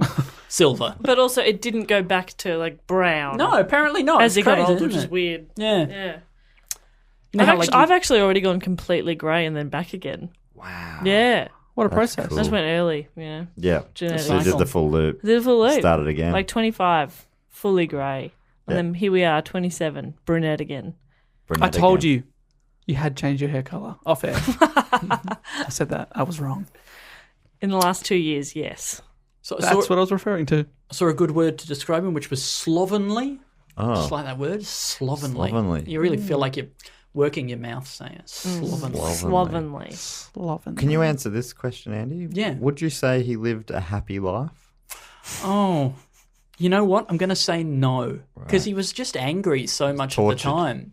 Yeah, I think so. Like, I think he was pretty pleased with himself, but like everything else made him angry. Right. So You I didn't don't really think that go you into can- any hobbies or anything either, apart from having a niece and riding a horse. Or was that was his niece? Yeah, I can confirm. Great. No, yeah, I mean, I guess like reading the Bible and stuff. Is that a hobby? Sure. Yeah. I mean, I always think if you believe in Life after love. lava, I believe in lava. So this is relevant to me, what I'm about to say. No, if you believe in the Bible, right? If you believe in God and everything, then I'd be into the Bible all the time. You're on the earth for a short amount of time, and You've then got forever. the Word of God. Yeah, surely Yeah. you'd just be reading that cover to cover over and over again. If you believed that was all a real, true thing. And I think he probably was. But then at the same time, I think what Christians would tell me, which I've been one of those, I think maybe I still technically am. I don't know where the rules. Your membership hasn't lapsed. Yeah, how I do you think get out to of be a it? Catholic, you've got to go in and actually. I think you've got to get their permission to leave. So it's like logging out of Facebook. Like Yeah. you try and close your account. Yeah, But yeah. The I pictures are thought still I'd there. closed my account like 6 months ago, but people have been like recently told me like, oh no, we can still post on your page and stuff. Right, that's annoying. I don't know. Is that how Facebook works? Is that I how thought you could shut it Catholicism down. works? Yeah, people are still pasting on your Catholicism. But I think, people would say, probably other Christians, of which we have some listeners, I imagine, that, that's not what God would want you to live your life reading the I book. don't know. I feel like God is pretty keen on that kind of stuff. Right, yeah, it's interesting. Surely, isn't it something about living a good life and being good to people as well? That can't be just reading a book. Yeah, well, you can't read a book 24 hours a day. Or the 1 hour you're not reading the book, you're helping Wanking. others Right. after wanking. Bible makes him real horny. Is that true? Hey, everyone's Yeah, it different. says here, it fucking gave him the horn. That's what it says. Oh. He was he was a bit of a grub, and he wasn't much fun around because he was very often lost in his own thoughts. He was quite boring to talk to. There are a lot of anecdotes about him being absent-minded. Here's one. Thus, once when riding home from Grantham, he dismounted to lead his horse up a steep hill. When he turned at the top to remount, he found that he had the bridle in his hand while his horse had slipped it and gone away. That's wild. And So he we just didn't kept notice walking. the slight, like there's a bit of a weight difference between a horse and not Yeah. a horse, Yeah. or a niece and Yeah, not for a a person niece who's- in this case. Person who's basically discovering gravity. He's not very aware of the weight observational. of things. Yeah. What is going on? Did he mate? think like the bridle would have dropped to the ground? He would have like, geez, this horse, I'm just dragging it along. How weird. The horse has died, and I'm suddenly very strong. Anyway, to continue with my thoughts. He didn't exercise. He indulged in... Oh, here you go. He indulged in no amusements. Great. So didn't have any hobbies. He dodging worked cars or incessantly, anything. often spending 18 or 19 hours out of 24 in writing. This was a good description of him, I heard, or read. In character, he was religious and conscientious with an exceptionally high standard of morality, having, as Bishop Burnet said, the whitest soul he ever knew. Oh, Yeah, and that's a good thing. apparently. Yeah. He was white. He was real white. White pride. That doesn't say that, but But it sounds like he did have it. sure. I think white's another word for clean. Oh, right. Clean soul. Clean soul. Righto. Just to put that into context there. He was always very straightforward and honest, but also not generous. And but he was also So not very generous? not generous. No. God, because I was thinking, man, I'd kill to be as clever as this guy. But he doesn't sound like a person I'd want to be. Well, he was also modest. So it's really weird. So he famously said, "If I have seen further than other men, it is only because I have stood on the shoulders of giants." Oh, is that his quote? That's his quote. That's a great quote. It's a good quote, and it sounds cool as well. Like Yeah. you can picture him standing on a giant, and you're like, "Oh, that's great." Oh, I can see heaps further Yeah. than I could from down there as a normal sized person. Up here, though, fuck, I can see heaps. Now, when he's standing on the giant, how do you picture him? Like with On one the foot on shoulder. each shoulder? Nah, he's so small in Yeah, me comparison too. to the Yeah, I was giant that he's picturing just one shoulder as he's well. on one shoulder. Right shoulder. And like he's about this big on the giant shoulder, right, which is like, About the size of an apple. yeah. Oh, that's, oh my God, Andy, we solved it. Yeah, it was a mystery episode. Why are we putting this voice on? I was picturing with one foot on each shoulder, so it's really Like a awkward. And he's got his kid. legs spread around the giant's head. So you're thinking Andre His the dick's Giant. right on the His dick is pressing against the top of the Giant's He's head. naked as well. The giant's naked. Jeez. Yeah. Okay. Okay. Are you guys not picturing them? No, No, we've fully already clothed. explained how we pictured it. Because he doesn't specify in the quote that he was wearing clothes. He doesn't say. And if you don't, then you're not. Yeah. That's the rule. Yeah. Presumed. Yeah, that's Newton's law. Presumed naked until proven otherwise. So there you go. All right, shall I finish up? Here we go. He summed up his own work thusly. I do not know what I may appear to the world, but to myself I seem to have been only like a boy, playing on the seashore and diverting myself, in now and then finding a smoother pebble or a prettier shell than ordinary, whilst the great ocean of truth lay all undiscovered before me. It's quite poetic. Yeah, Beautiful. that's nice. And do you believe he wrote that? Yeah. Yeah, right. So he's actually also quite a wordsmith. Well, he spent 19 hours a day writing. Yeah, but he was writing numbers, I imagine, and squiggly Just lines. numbers, just squiggly. I've seen his handwriting. It's terrible. And his diagrams, his scientific diagrams, are also really bad. There's no sense of scale. Like when he draws he drew a drawing of him like with his hand pressing the bodkin behind his eyeball. And the eyeball's really big and the bodkin's there. And then his hand is really tiny. He just had big eyes. Some of us have big eyes, okay? Big eyes and okay. small hands. Yeah. Does that remind you of anyone, Dave? Yes. His theory of gravity held until Einstein's relativity came in, which was like 250 years, so that's not bad. He died in 1727. His tomb in Westminster Abbey was inscribed with the words, "Mortals rejoice at so great an ornament to the human race." So, Whoa. Did he pen that as well? I don't know if he wrote that one. I don't know. I doubt it. I think he was too modest, but I think that is a fucking big good thing to have. I'm going to have that on my tombstone. Really? Yeah, I might even just get it on a t-shirt. Mortals rejoice. Mortals rejoice at so great an ornament to the human race. There's no cheaper tombstone than a t-shirt, right? Your family really cheaps out after you die. We'll just get him a t-shirt. You get a t-shirt, you can just pop that over somebody else's tombstone. Just cover it up. Yeah, Rest in peace, Greg. Nah. Get he's rid of down that. there.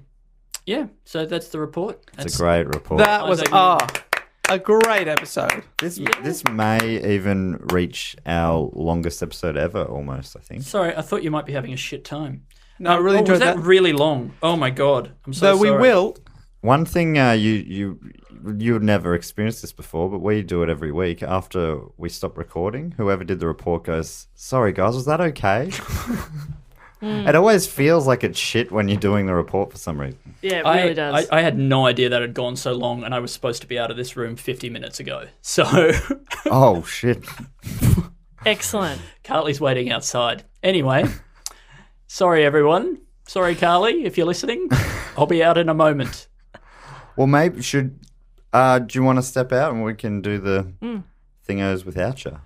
Sure, can I just quickly plug my show? Yes, of course. Oh, please tell us about your do. show. I'm doing a show with Alistair. Have I already said this? Yeah, but Yeah, we can well, recap it. Okay, right. That was well, yeah. 2 hours ago. I'm doing a show with Alistair Tremblay-Birchall at the Comedy Festival. Andy Matthews and Alistair Tremblay-Birchall's sci-fi sketch comedy experience. I did this as a science topic because I thought it would be relevant. People who liked it might like the show. But also the show is just messed up and weird and Is nothing Newton like featuring? this. It's exclusively Newton and Nice horses. Nice humour. Yeah, it's all I'd love to Nice see a related. Nice reference in there. Good. And that we'll have the link to the tickets in the description. Oh, thank you so much. I love the show, guys. Thank you so much for Thank you, Andy. letting Before me you be on leave, it. you've given us so much information, may I give you a fact? I would love one. And that is that John Lithgow did star in Footloose as Reverend Shawmore. Goodbye, Andy. Thank you. It was a mystery episode all along. we cracked oh, it. we solved it. And well, just finally, do you like this guy? Yeah, I think he's incredible. I think he's so good. He's like one of my heroes. Sick. And he's a bad man. That's classic Andy. Yep. Yeah, classic Andy. Anti-hero. You're a bad, bad boy. Catch you later, Andy. All right, that was Andy Matthews' report, and it was very long but very, very interesting. And And we highly recommend you go and check out Andy and Alistair's live show if you can. And if you're overseas, check out Two in the Think Tank, also on the Planet Broadcasting Network. Hilarious. The concept is, we probably should have talked about this with Andy, is each week they're TV comedy writers, and they try and come up with 5 sketch ideas live on air, and they are ridiculous and hilarious. So check it out. It's a really great pod. All right. Now, thank you so much for listening. There's only one thing left to do now. Andy's left the building, and that is thank our Patreon supporters, everyone that supports the show at patreon.com/dogoonpod. Really keeps the show rocking and rolling. It's the amount has been pretty great lately. We've got a lot of new pledges, so thanks to everyone for doing that. We are now over halfway of our target, which ultimate target is to tour the United States. Yeah, that's right. And we're getting really close as well to the target of doing a second bonus episode every month. Every single month. So fun. I reckon in a month or two we'll be there, which means if you pledge every month, you'll get 2 bonus episodes. Crazy. It's crazy. It's crazy for us. Yeah. But it's fun. It'll be good. All right, Jess, you want to... also, I should say, we thank people that support us on the show. And Jess, would you like to thank some of the Patreon people? I would absolutely love to. And the first person I would like to thank is from Elmhurst, Illinois. I would like to thank Pat Killick. Pat Killick. Pat Killick. Now, how should we thank these Patreon people? Now, if you were to start a rumour that they were hit on the head by a fruit, Perfect. what fruit would you say? Pat Killick, clearly a rock melon. Yes. Oh, you didn't. That's a nasty one. I was thinking melon as well. Patty melon. Oh, interesting. Okay. I don't know what that means. Well, I was going to say, what's a patty melon? I think it might be a marsupial. Okay. Oh, so not I even think it is. So not even a fruit at all. It's quite a rumour. Something a bit different. Okay, so thank you. Thank you, Pat. And from Kenmore in Washington, I would like to thank Amber DeGuy. Amber DeGuy. That is a sick name. That is a great name. Love that as much. Although Pat Killick was good too. Both This is a good very ones. strong start. If I was going to say a fruit was going to drop. Just because the amber, that's the colour of beer often. So maybe Yeah, true. like one of those hop flower heads. It's going to fall on it. Okay. Is that a fruit? Yeah. Okay. But, you know, it's an edible thing that grows on a tree. Okay. I don't know what a fruit is, Dave. We'll go with that. Could we get a Technical definition Could we of get a fruit. Could we get a ruling, please? I believe it is any sort of seed, they often say. Yeah, you're Okay. right. I think you've got me, Jess. You've got No, me. that's fine. That's fine. That's fine. It's fine. I'm not mad. I've got a definition here. The sweet and fleshy product of a tree or other plant that contains seed and can be eaten as food. Yeah, I don't think it counts. I had a really nice passion fruit goza recently. Oh, I love let's passion say fruit. passion fruit. Yum. The most passionate. Well, Most fruit. passionate. Thank All right, you Matt. very much, Amber. I'd love to thank, if I can, you guys, from BC, British Columbia, Mr. Chris Walters. Mr. Chris Waters. Oh. Obvious one is watermelon, but Oh, yeah. that is basically sentencing him to death. A slice of watermelon. Okay, great. As they grow in some parts of British Columbia. It's fine. In slices. Like a ring of it, so it's big enough and it hits him in the fleshy What? part and he ends up wearing it like a necklace. Yeah, but then he gets to go and lick his That's- face, and that it's is fun. watermelon-y. I also actually had a really nice watermelon beer while I was in Adelaide. God, you've had a lot of fun, haven't you? Yes. And living the high life. And I'd Living La also, Vida Loca. yes, no doubt about that. She bangs. Sure thing. Is any others there? The Cup of Life? Nah. What's this? That felt like it might have almost been as relevant, if not more. Nah. But drinking from the old... Nah. Yep. Could I also thank from Clifton Hill, not too far from where we record here, Mr. Kieran Robertson. Here's to you, Mr. Robertson. And what kind of fruit are we hitting Kieran with? Banana. Banana. Obviously. Oh, yeah. Yeah, he's copping a banana to the head. Oh, no he's doubt copping a about it. banana. Banana boy.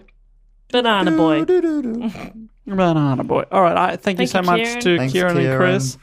I would like to thank, keeping it close as well, from Bell Park in Victoria, Peter Shallis.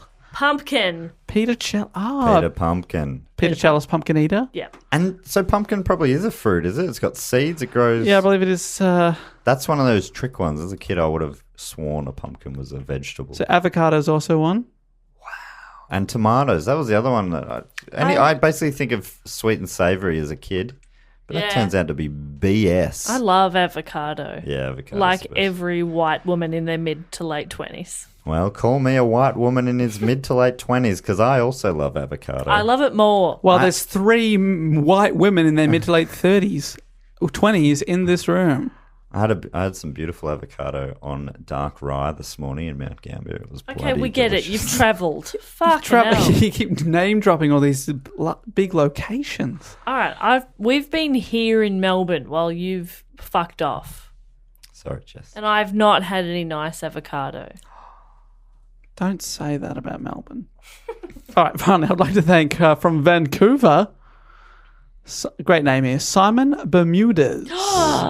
That's Simon good. Bermudez. Yeah. What So kind a of, triangle fruit. Yeah, some sort of triangle fruit. What- again, a slice of something? No, a triangle a Doritos fruit. No. Okay. Well, Is I'm fairy stumped. bread a fruit? Fairy bread?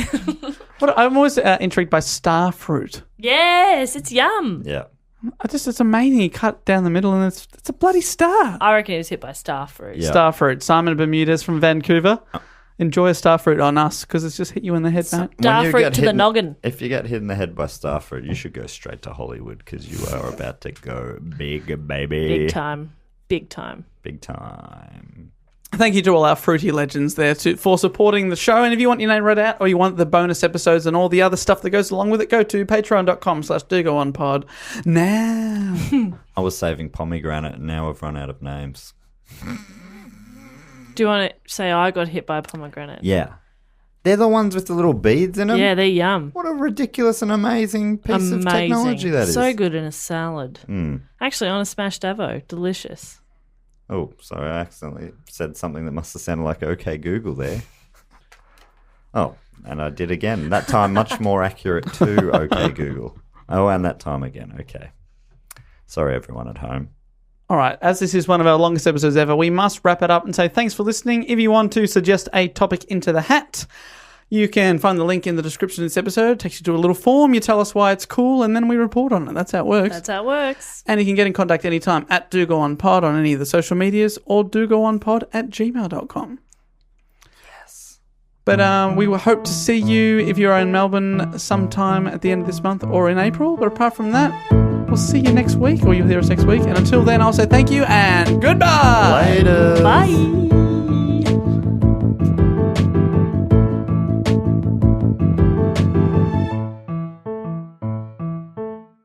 This podcast is part of the Planet Broadcasting Network. Visit planetbroadcasting.com for more podcasts from our great mates. It's not optional, you have to do it. We used to go easy on it, but now you have to. Yeah. Yeah.